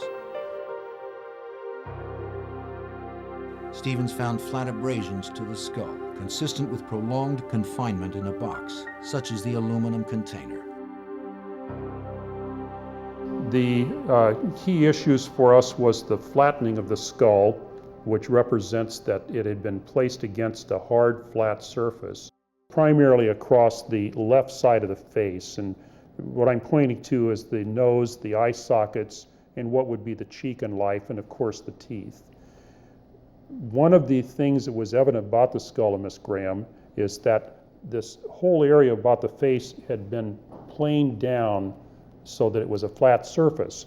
And if you can imagine, if I take this skull and put it across a flat surface, and let's just say this table is coated with sandpaper, and I work it back and forth for a period of time, eventually I would shave it down till it was a flat surface. There was a second plane showing that the skull had changed position and again had been exposed to a flat surface with motion for a long period of time. We used that as an argument that the skull had been within the box and moving. If the body had been buried in the coral sand, then it would not be a change that we would expect to see. And coffin wear is not seen if somebody's buried in dirt or in coral. It's seen if they're in a hard surface container. There were minimal animal bite marks and insects on the skull, which were consistent with remains that had only been exposed to the surface life for a short period of time, presumably the time after the box had surfaced and opened. But what about the charring on the skull in the metal box? Did this show an attempt to destroy the body? One of the questions we had been asked is whether we could prove that the skull had been burned with an acetylene torch. People who were at Palmyra when Buck and Stephanie were there saw Buck with an acetylene torch. The FBI believed this is what caused the burns to the skull. If Anokhi could have Stevens corroborate this, he could further implicate Walker. If a person is exposed to a flame, there may be burning of the outer portions of the skin, but until the water is evaporated, the tissue can't burn. And it takes a heat period to boil the water off or evaporate it before the tissue can actually burn. Acetylene torches, of course, run fairly hot, and they would do that process fairly rapidly. The marks on the skull clearly showed the use of an extreme source of heat. Further evidence that Muff had been murdered. The forensic evidence overwhelmingly proved that Muff Graham had been murdered. A trial date was set. A trial involving people who live on the high seas presents some unique challenges.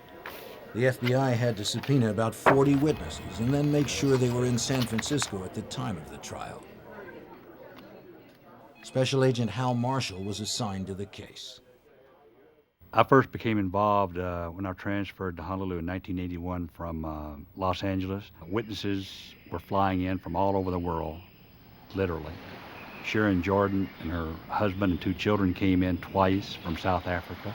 And one of the hard situations was a lot of these people were boating people who did not keep in touch. Last we heard of some of them, they were in a bay in Hawaii in a boat with no fixed address. So it was a matter of getting them to San Francisco, sometime having to wait 2 or 3 days, sometime postponing it. Weather conditions and things like that that required us to be sure they were there when we needed them.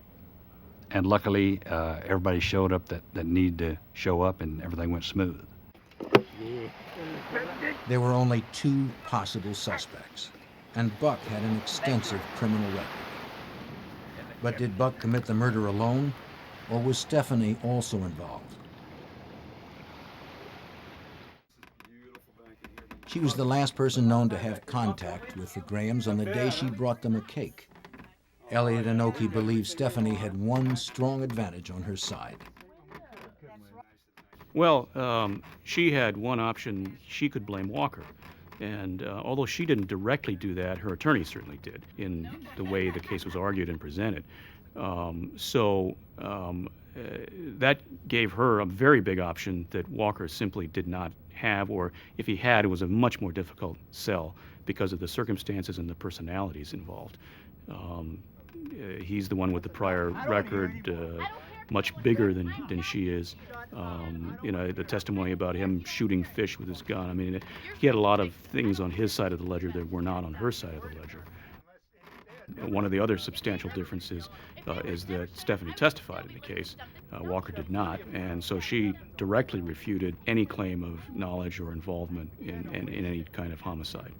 But certainly,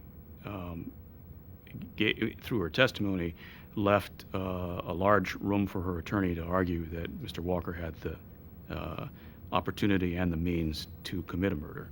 A jury found Buck Walker guilty after only a few hours of deliberations, and he received a sentence of life in prison. Stephanie Stearns was defended by famed attorney Vincent Bugliosi, who was convinced of her innocence. She was acquitted of all charges when he convinced a jury that Buck not only acted alone, but sought to conceal the crime from his girlfriend. We may never know what really happened on Palmyra on that day in late August, though the forensic evidence paints a grisly picture.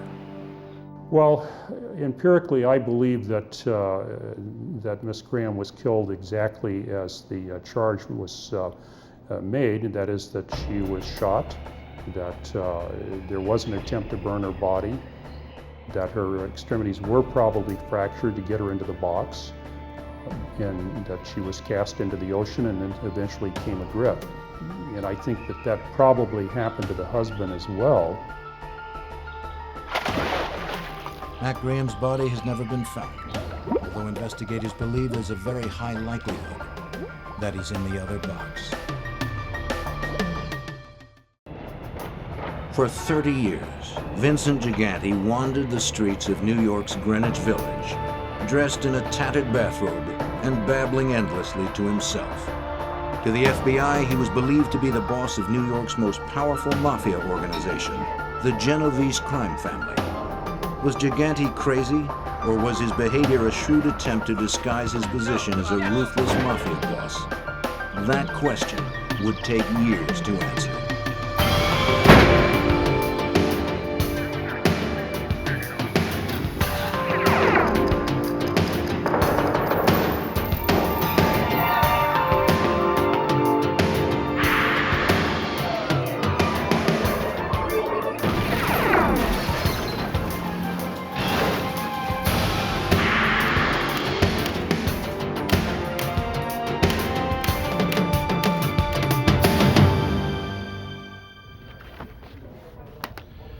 Every family has eccentrics, even crime families.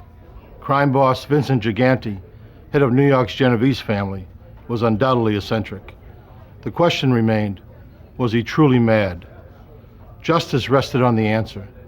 Outwardly, he roamed the streets as a doggedly old man, barely in touch with the reality. But in the eyes of the law, he was a cunning conspirator and responsible for murder. I'm Jim Kallstrom, former director of the FBI's New York office. Organized crime takes a concerted effort to crack.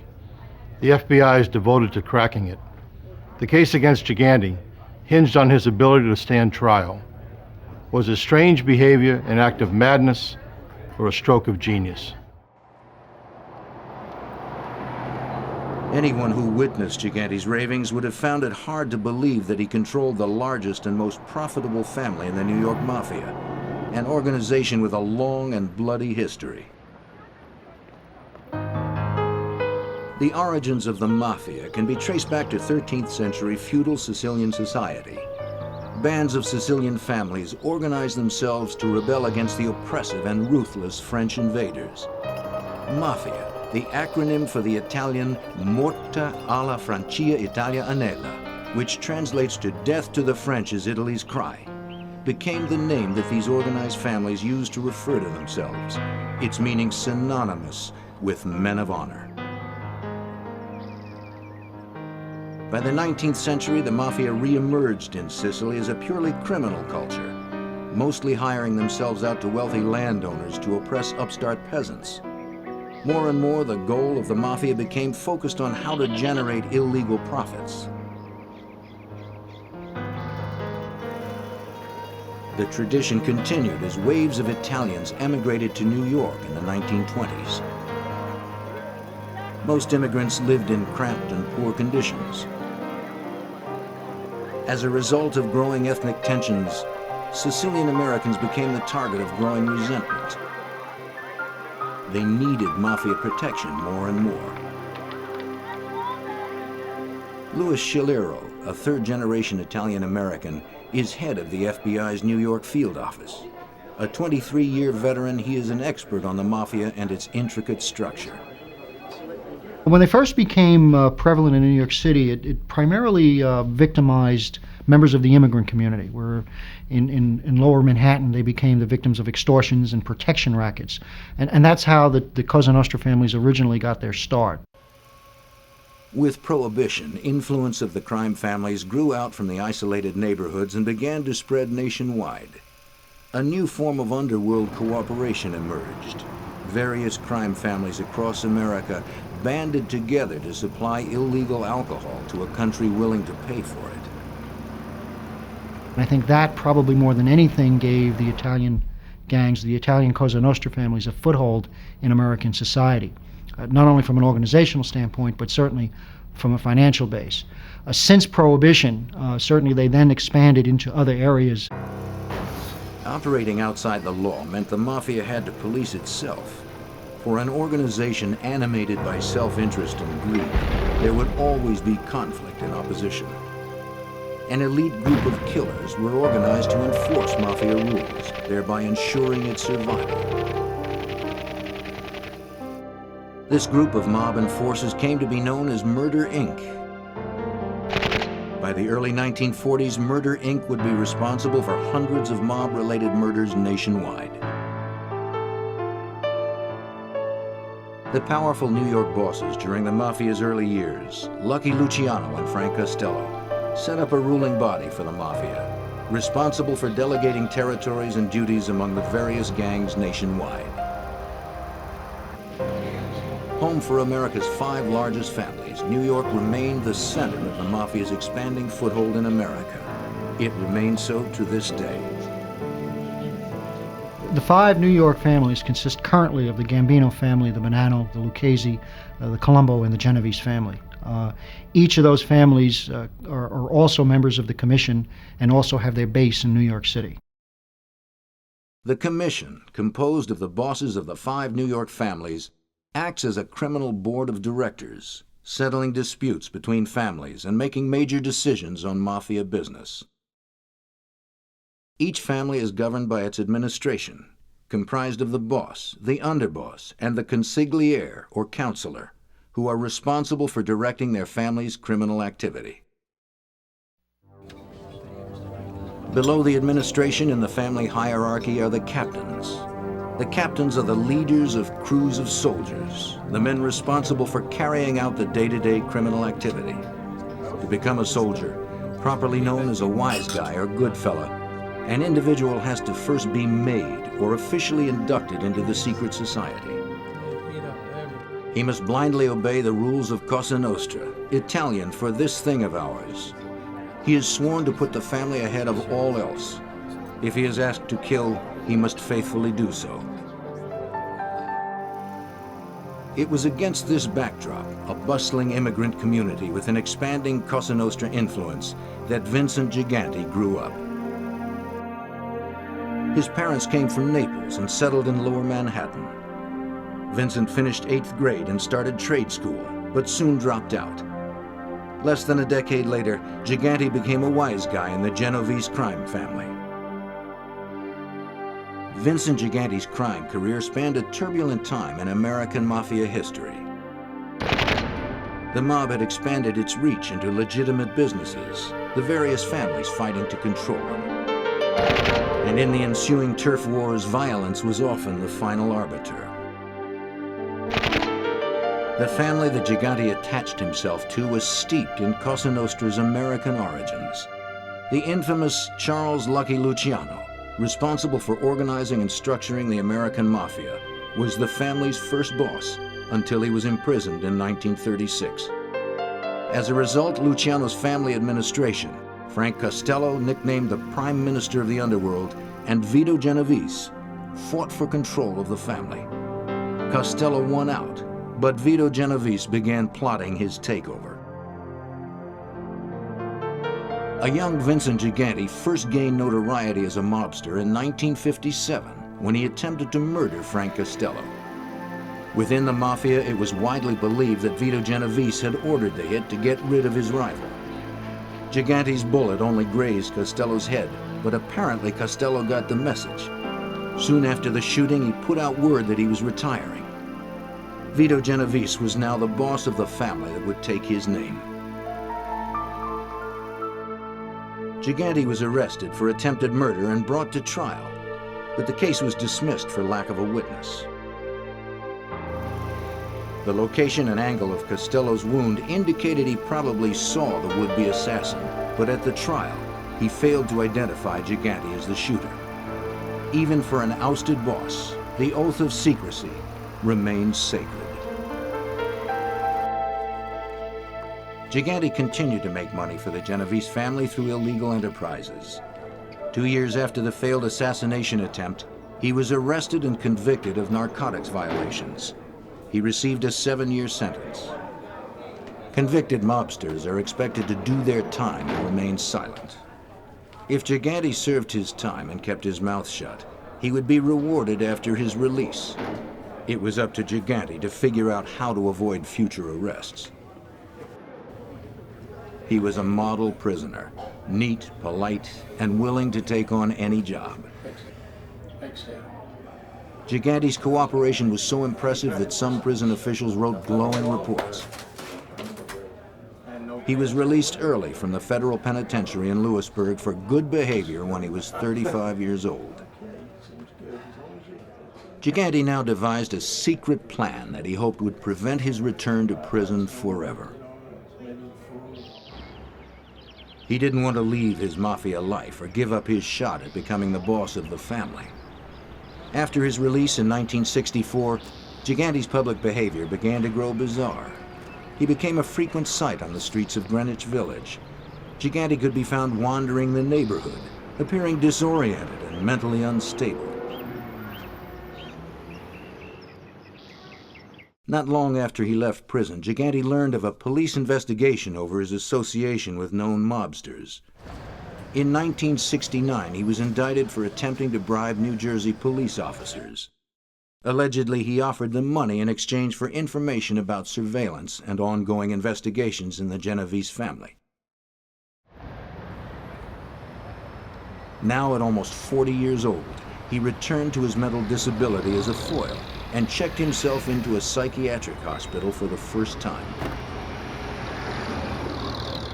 To support his story, Gigante and his relatives began to revise his medical history. While Gigante was at Lewisburg, his mother had been required to fill out a detailed family history. She said Vincent was a healthy, happy child.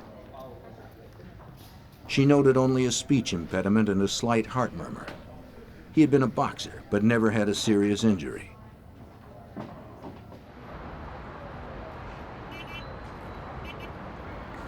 By the time of the 1969 indictment, however, Gigante's lawyers claimed he was not competent to stand trial. His family suddenly remembered a host of mental problems. He'd been given to severe temper tantrums. He had a phobia for the dark. He had been truant from school. He was at one time obese and had learning problems. The incompetency argument worked. Gigante never stood trial for the 1969 bribery charges. That same year, Gigante's boss, Vito Genovese, died of heart failure while serving a prison sentence for narcotics trafficking. In the decade that followed, the Genovese family was so secretive that for law enforcement, it was difficult to tell exactly who the boss was. Even had the FBI been able to identify the Genovese family leadership, making a case against them was another story. Witnesses were hard to come by. Mobsters who violated the sacred oath faced certain death. The best the FBI could do was to go after individual crimes. There were no laws that focused on bringing down the entire criminal family. As Gigante was moving up in the family, the federal government was about to make the FBI's job a little easier. In 1970, Congress passed the Racketeer Influences and Corrupt Organization Act, better known as the RICO laws. What the racketeering law allowed us to do was to look at the family as a criminal enterprise and to attack the family as a criminal act. That became much more effective if you look back from the mid-70s to the 80s in terms of actually indicting the entire family and the entire hierarchy of that family.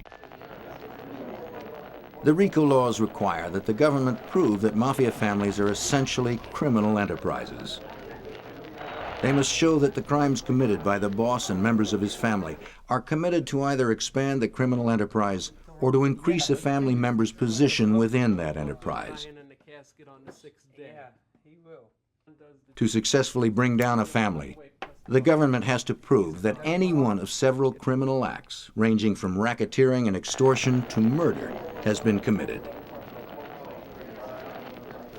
By 1979, now armed with federal legislation aimed directly at organized crime, the FBI had devoted teams to exclusively focus investigations on the 5 major families.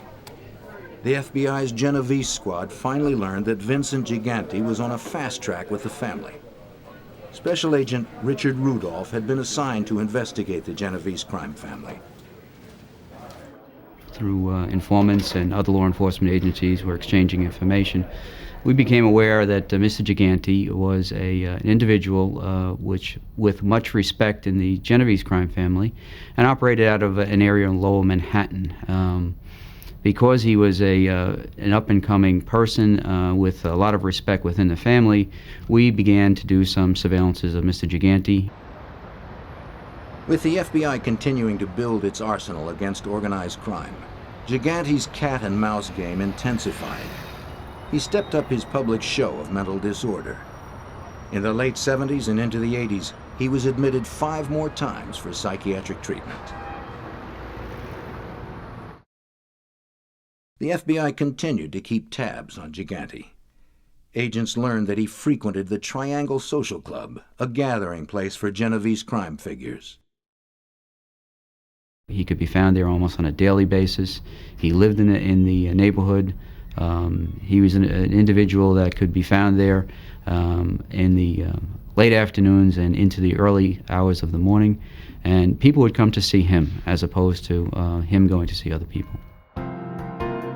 Though Gigante's association in the Genovese family seemed certain to investigators, Gigante's family and doctors continuously told investigators that he led a very narrow existence. They said his whole world was confined to the block where he lived and the church he attended with his mother. He was barely functional at home and could not care for himself, they said. But with every passing day, the FBI and New York police were seeing a very different Vincent Gigante. In the early 1980s, the Mafia in the Northeast went through a particularly tumultuous time with several killings. Internal disputes within the family resulted in a string of assassinations. The FBI suspected Gigante was responsible for these gangland executions, especially those intended as punishment for breaking Cosa Nostra rules. Gigante was known to be a traditionalist. He wanted the rules obeyed, and when they were broken, retribution was sure to follow.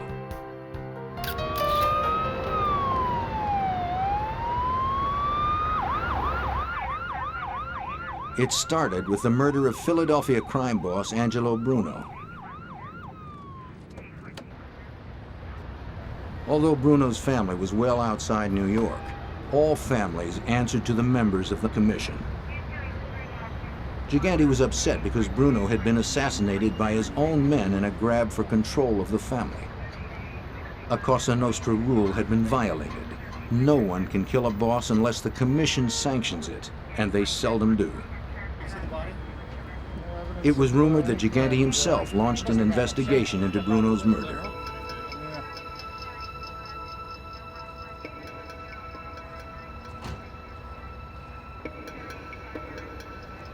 Retribution was swift. Less than a month later, Tony Bananas Caponegro, identified as one of Bruno's assassins, was found dead. He had been shot 15 times and stabbed in the back. His body was stuffed in a trunk, and $20 bills were littered around his body, a clear message that he was killed for his greed.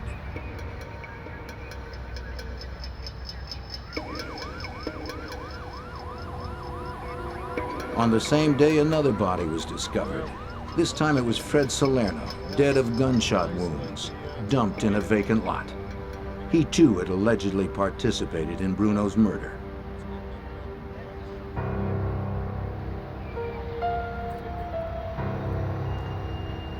Phil Testa had taken Angelo Bruno's place as boss. His reign was short.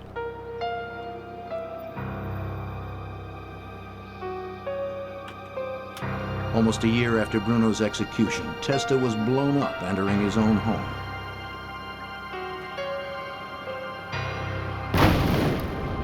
Another boss killed without the blessing of the commission. Another avenging act would follow. Rocco Marinucci was next, found dead with fireworks stuffed in his mouth. A gesture designed to show that he was killed for the way in which he had killed Testa.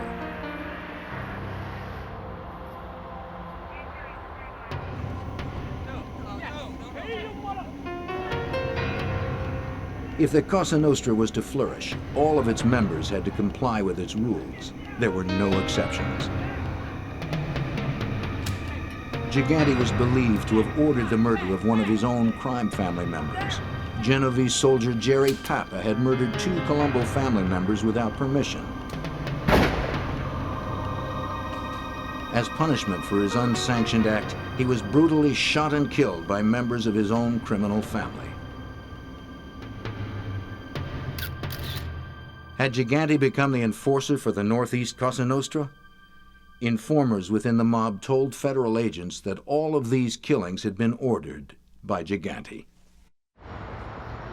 But information given by admitted criminals is always a problem for potential juries. Criminals will say anything if their cooperation can be traded for a reduced prison sentence. The FBI needed more than the words of criminals looking for a deal. Gigante knew this, and he protected himself accordingly. It seemed that Gigante was now the boss. The FBI began a more focused surveillance effort on Gigante. They learned that the Genovese family had also infiltrated several of New York's major industries: the garment trade, trucking, garbage collection, airport cargo handling, and the city's seafood industry. Vincent Gigante was known on the streets as the Chin, an abbreviation of Cinzino, Little Vincent. Fearing FBI surveillance and wiretaps, family members were not allowed to speak his name. They were to refer to him with hand signals, touching their chins to communicate his nickname. Bringing down the Chin was going to take every bit of know-how that the FBI could muster. They were going to have to create their own luck. As a surveillance team member watched one day, a telling crack in the Chin's ruse appeared. The seemingly frail man was being helped across a busy street. When oncoming traffic threatened, he became suddenly animated, racing to safety. His helplessness somehow overtook him again on the other side.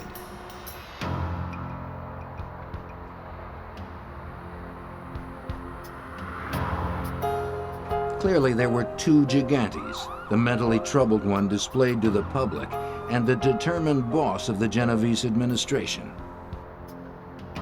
The FBI would soon learn of a third.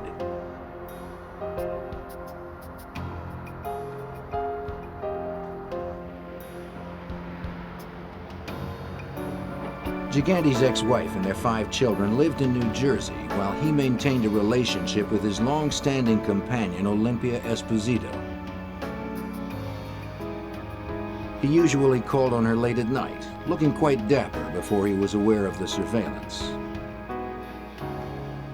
We learned that he frequently visited a townhouse which was located up on 77th Street and the east side of Manhattan, where we later learned that a common law, he was living with his common law wife, and he had been married previously, and this was his second family there at this residence.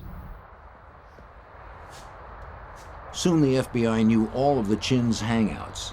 This gave surveillance teams an opportunity to observe Gigante without his knowledge. A major break came when NYPD Organized Crime Task Force member Detective Tom Bruno was able to snap photos of some of Gigante's activities.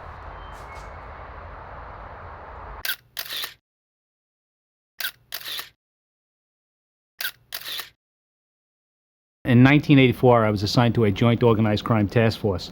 That task force consisted of FBI agents and New York City police officers, detectives. And we were assigned to investigate the Genovese crime family. Then next step was to go to Sullivan Street where Chin Gigante lived. His apartment was above a pet store, alleged pet store. And he also had a social club on the block. And when you'd go by the social club, you'd see numerous people that were in the photos. And you'd see them standing in front of, going inside, and then sometimes crossing the street, going to the pet store, which was where the Chin, we believe, met people. Pet store really never had any kind of business that we could see. It had a little cat box in the window, and basically that was it.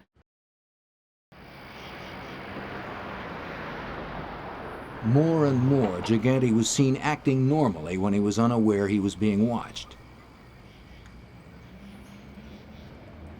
I see Chin Gigante and I see Andrew Gigante, which is his son, come out of his residence. And I'm just minding my business, walking up the block. Andrew leaves to get in his car, and Chin is standing on the corner, and he wasn't helped out of his building, and he was standing on the corner. Andrew gets in his car, pulls out. As he pulls out, there's a car coming up Sullivan Street. It blows the horn. Chin Gigante yells, "Hey, what are you, in a rush?" As he does this, I come into the lighted area. He looks, sees me, and all of a sudden his head goes down, and he plays the sick point.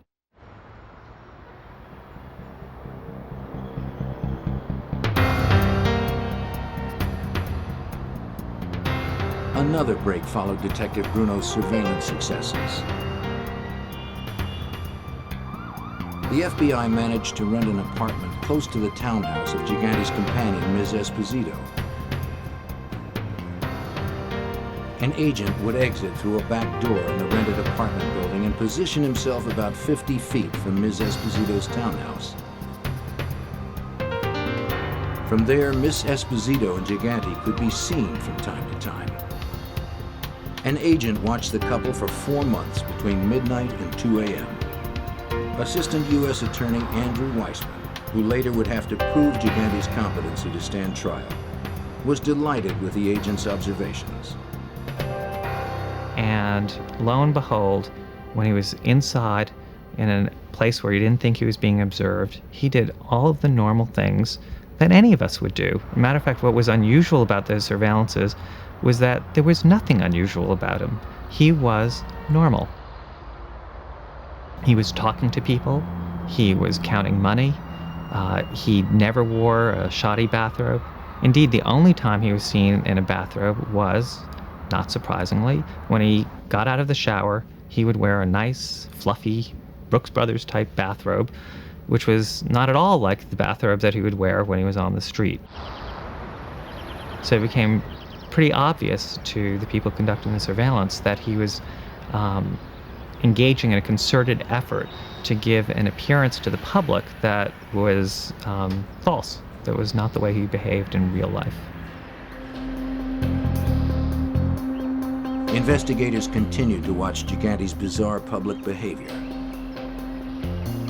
But photos themselves are only a single link in proving criminal activity. Investigators needed hard evidence to corroborate what the photos were suggesting, that Gigante was in fact the boss. One wiretap conversation between Genevieve's crew members gave investigators more proof of Gigante's position in the family. On the tapes, known Genovese members were complaining about the chin. Assistant U.S. Attorney George Stamboulidis reviewed these tapes to help prepare a case against Gigante. He's constantly nitpicking his men, trying to always, with a million questions, drilling them and questioning them on what they're involved in. He's always looking to get money from them, or money from some of the schemes and how he earned, and how much money he would make from the gambling operations at the Triangle Social Club and things like that. While Gigante micromanaged the internal affairs of his family, the tabloids began calling him the Odd Father. He would check himself into a hospital once a year for what his colleagues in the Mafia sarcastically referred to as tune-ups, so that he would have a paper trail showing that he had some, or giving the impression that he had some mental condition. And with the assistance of people around him and people in his family, he was able to cultivate this paper trail, giving the impression to anyone who looked at the cold medical records that here's someone who, year in, year out, was being treated for some form of mental illness. Gigante knew how to protect himself, both publicly and privately. Mr. Gigante was very clever in how he conducted business, and he limited his contacts with members of the family. If there were messages or items to be discussed regarding illegal activities conducted by the Genovese family, there would be messages passed on to people immediately surrounding him. Access to him was very limited. If the other family wanted to meet with him, more than likely they would have to send a message. Gigante avoided the normal sit-downs or more formal meetings held regularly by other family bosses. He would take meetings when businesses demanded his attention. He and his visitors would stroll the sidewalks through the neighborhood, ensuring that surveillance wiretaps would not pick up any incriminating conversations.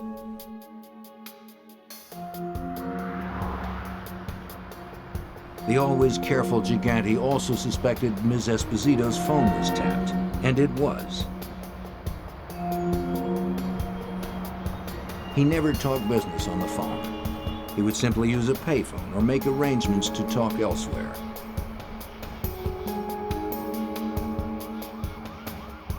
The FBI would not be able to use the Chin's own words to make a case against him.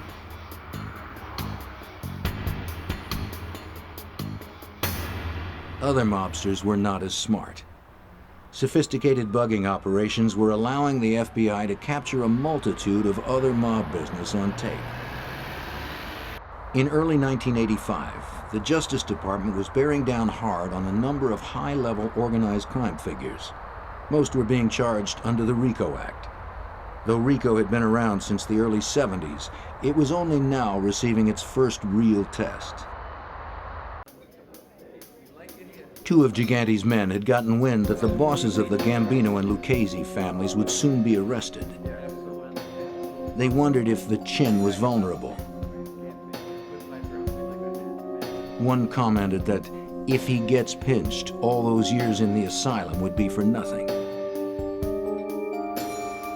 On February 19th, the arrests of several crime family bosses were made.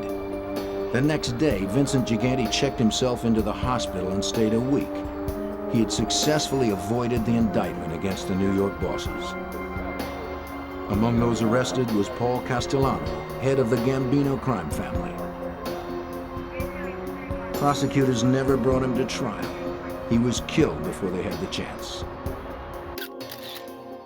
By Cosa Nostra standards, the unsanctioned murders of Gambino boss Paul Castellano and his underboss Tommy Bellotti were unpardonable.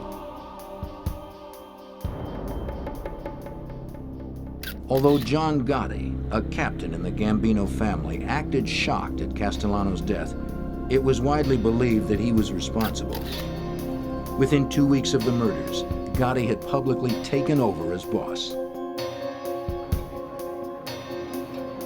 Vincent Gigante issued a subtle warning to Gotti. Without mentioning names, he told Gotti that the murderer would have to pay. It took 2 years, but in 1987, Gigante acted to avenge the murder of his friend and partner in mob business. Through his counselor, Bobby Manna, and some Lucchese family members, Gigante plotted to have Gotti killed. The planning session at a New Jersey restaurant was bugged, and because it was, the FBI saved John Gotti's life. If agents intercept information of a murder plot, they are required by law to try to prevent the killing. So based on the tape, agents warned Gotti. Acting on the FBI warning, John Gotti changed his plans on the day the murder was to take place. Because he was not where he was expected, the murder plot failed. Gigante, however, did not give up. He asked Vic Amuso, acting boss of the Lucchese family, to supervise another hit. It was up to Amuso and his men to work out the details. Doesn't go off? And that was to have Amuso reach out to Al Diarco, one of his trusted men, just as Manna was one of Gigante's trusted men, and have Diarco use his contacts in other parts of the country to acquire a remote-controlled bomb. But Gotti was arrested and imprisoned before the second plot could be carried out. He died of cancer while serving a life sentence for racketeering involving extortion and murder, including Castellano's. Meanwhile, the FBI had Chin's men on tape conspiring the murder. As the FBI's investigation into Genovese family operations continued, information about a corrupt construction scheme was coming to light. They learned that for years, much of the Genovese family income came from one segment of the construction industry, the window business. The family had managed to keep its hold on window replacement jobs for all of New York City's public housing projects. We learned that at that time there was an enormous amount of money being put into refurbishing some of the New York City Housing Authority windows. There was an energy crisis underway, and the timing of this was ideal for the organized crime people to become more active in it. What we learned was that the Genovese family, along with 2 or 3 other families, were becoming involved in companies that were bidding and installing the windows in some of these housing projects.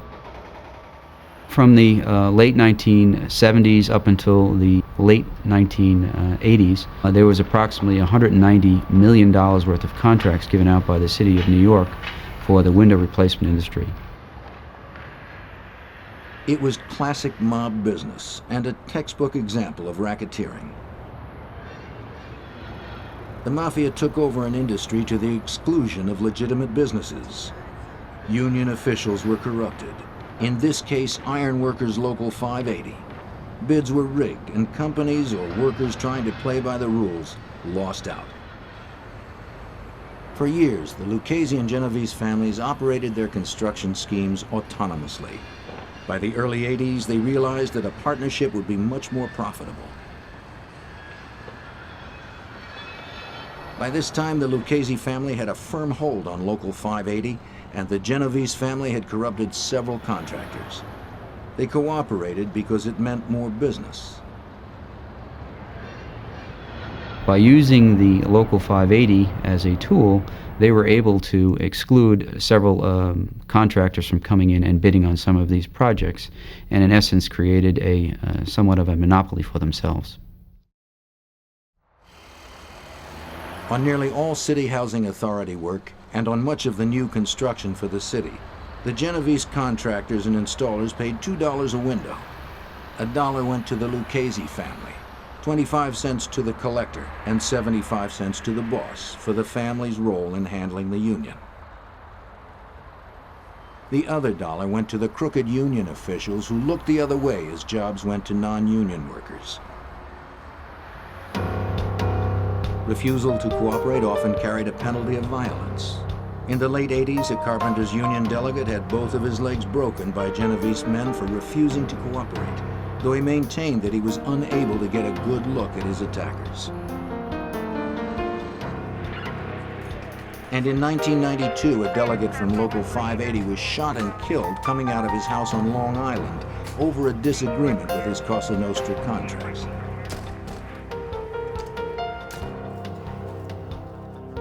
The Lucchese and Genovese family arrangement was working very smoothly.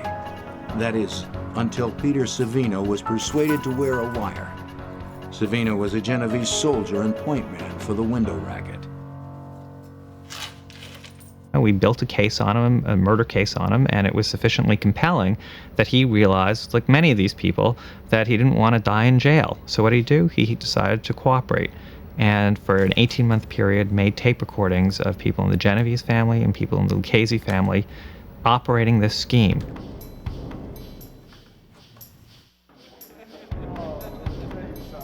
Vincent Gigante didn't realize Peter Savino was turning on him.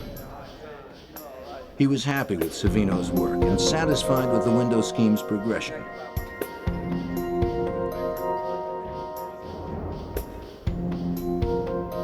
Savino kept track of the money. He managed the contracts. He supervised the bids. He arranged the payoffs.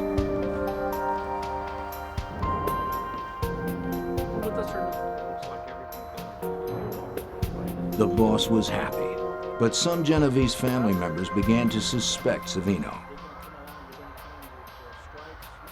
When bodies were found in the basement of a building he owned, Genovese members were surprised that he was never seriously investigated by law enforcement.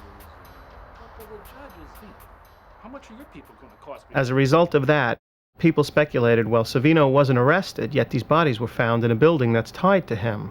Maybe he's cooperating, but nobody was really sure. Savino was a cash cow for Vincent Gigante. He was bringing in hundreds of thousands of dollars for the Genovese family every month. So when Gigante was told of Savino's betrayal, he chose not to believe it and initially refused to order him killed. Savino continued to wear the wire, trying to get other family members to acknowledge Chin and his position as boss of the family.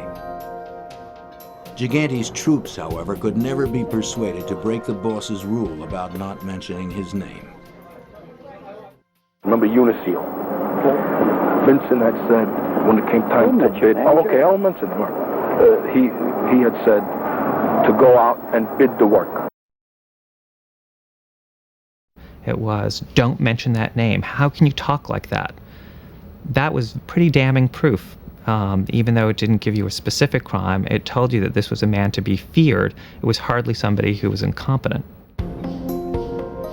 Shortly thereafter, it came to Gigante's attention that Savino was in fact cooperating. Furious at this betrayal, Gigante ordered the murder of Peter Savino.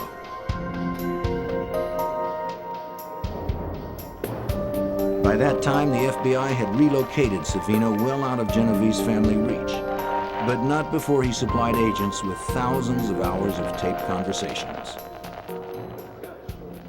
Mr. Savino was also in a position to provide us with the historical aspects of how this scheme developed, his relationship with the leaders of both the Lucchese and Genovese crime family, and what their participation was in this thing. Mr. Savino also was able to tell us how the various members of all of these families interacted with Local 580, which was used, again, as the tool to make the scheme work.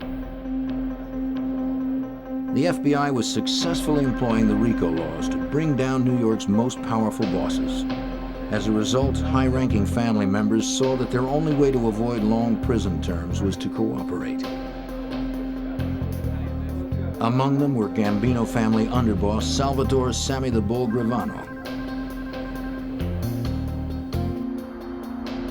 Gigante was finally arrested and charged under the RICO laws with ordering 6 people murdered, conspiring to kill 3 others, and at least 24 counts of racketeering. In short, Gigante was charged with being the boss of the Genovese crime family. But Gigante still had his mental illness history to fall back on. Mr. Gigante was indicted in May of 1990, and a second indictment was filed against him in June of 1993. The case against Mr. Gigante was unusual, that it spanned several years before it actually went to trial. He eventually went to trial in June of 1997. During that period of time, the issue that was before the courts was that whether he was competent to stand trial or not.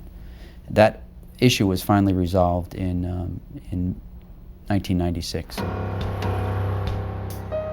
7 years after his arrest, a federal district judge declared Vincent Gigante competent to stand trial.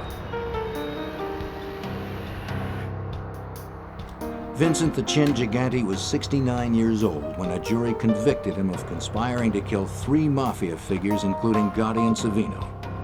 He was also found guilty of extortion and union payoff conspiracies in the window replacement scheme. But jurors failed to convict him on charges of directly ordering 6 murders.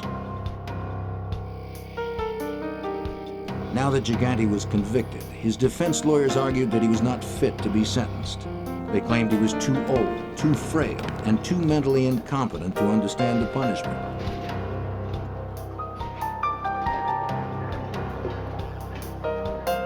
While awaiting sentencing, Gigante was confined to a prison hospital and examined by several doctors. Gigante was given several PET scans, a procedure that uses a radioactive tracer to measure brain chemistry. A 1991 scan, first read as normal, was later found to be too flawed to use in diagnosis. A 1993 scan did show some abnormalities. But at least one expert, Dr. Jonathan Brody, judged these abnormalities as not consistent with dementia. Dr. Brody is an attending psychiatrist at New York's Bellevue Hospital and a professor at New York University's School of Medicine. He also conducts research on schizophrenia. Mr. Gigante, at the time of the scan, was purportedly taking medication that affects the brain. And because it affects the brain, it affects brain chemistry, and brain chemistry is what a PET scan is all about. Gigante was taking an antipsychotic medication, and antidepressants, a low-potency tranquilizer, and sleeping pills. So Dr. Brody was skeptical about the PET scan, but had yet to examine the patient. When the 3 of us entered the observation room, the examining room where he was then brought, I was struck at first by his appearance, which I said made me think, oh my God, he really is sick. I've missed the boat. He's really very sick. He came in wearing a bathrobe, he was shuffling, he was mumbling, he was making allusions to God. But as the examination progressed, some of Gigante's actions began to raise doubts. But one of the things that really struck me was that I didn't note at the time, but I noted a few seconds later, was when I put out my hand for him to shake it, he didn't shake it. And that's a very automatic behavior. You put your hand out, your worst enemy can put his hand out to you, and you tend to take it. How about this way? When Gigante was asked the names of his children, he didn't know. When he was asked where he lived, he didn't know. And yet, these are things that people tend not to forget. You know, the brain in a dementia tends to work on the process of accounting. The last in, first out, so recent memory tends to be lost, but that's why people who are very demented can often remember very well events from long ago, even if they can't remember recent events. Well, he was not consistent on that. Indeed, he was asked the question about who the President of the United States was, which is a standard question on a psychiatric mental status evaluation. And he scratched his head and he looked perplexed and he said, I should know that. I should know that answer. It's in there somewhere. And some more questions were asked. He said, I really should know that. And then finally he said, Bush. George Bush. And I sat there and thought, oh, he remembered the question. What was striking was not that the answer was incorrect. What was striking was that the question was remembered despite all of the interfering questions. And there were other red flags. He seemed to understand abstract concepts. Dr. Brody asked Gigante if he was proud of his children. Now, pride is really quite an abstract notion. And his response was, yes, they're all working. Legitimate jobs. Legitimacy? Well, that wasn't even a question. Legitimate implies yet something else, that he was able to abstract from the question some intent as to what the question was involved with, and awareness of a distinction between legitimacy and illegitimacy. And here was a man who didn't know what month it was. He didn't know if he was in a hospital.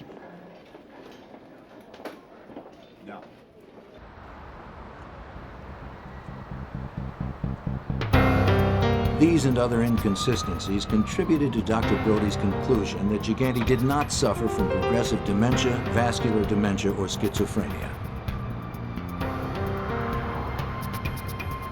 Guards assigned to watch Gigante during his pre-sentencing hospitalization also found his behavior normal.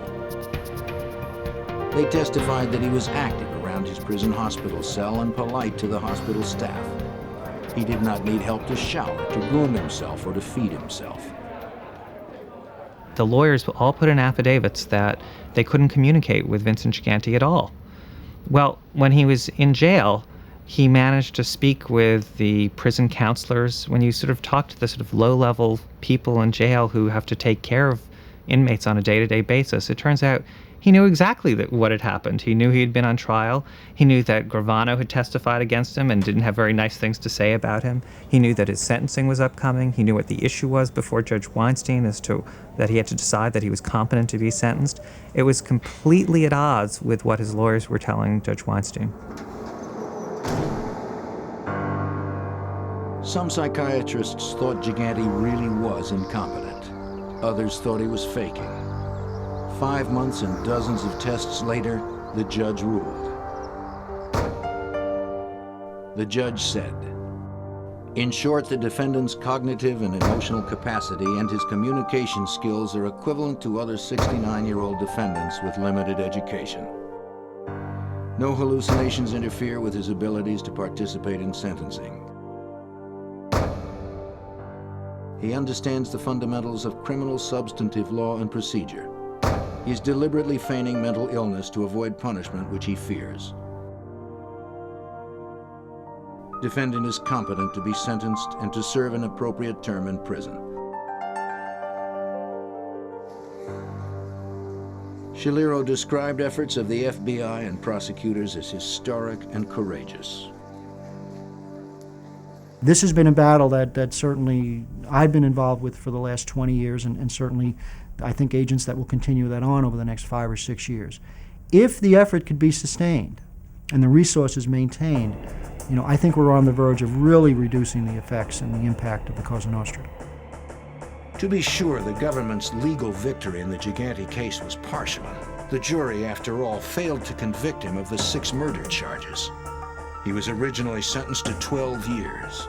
In 2003, he pleaded guilty to obstruction of justice and earned 3 more years, finally admitting in court that he had been faking insanity the entire time.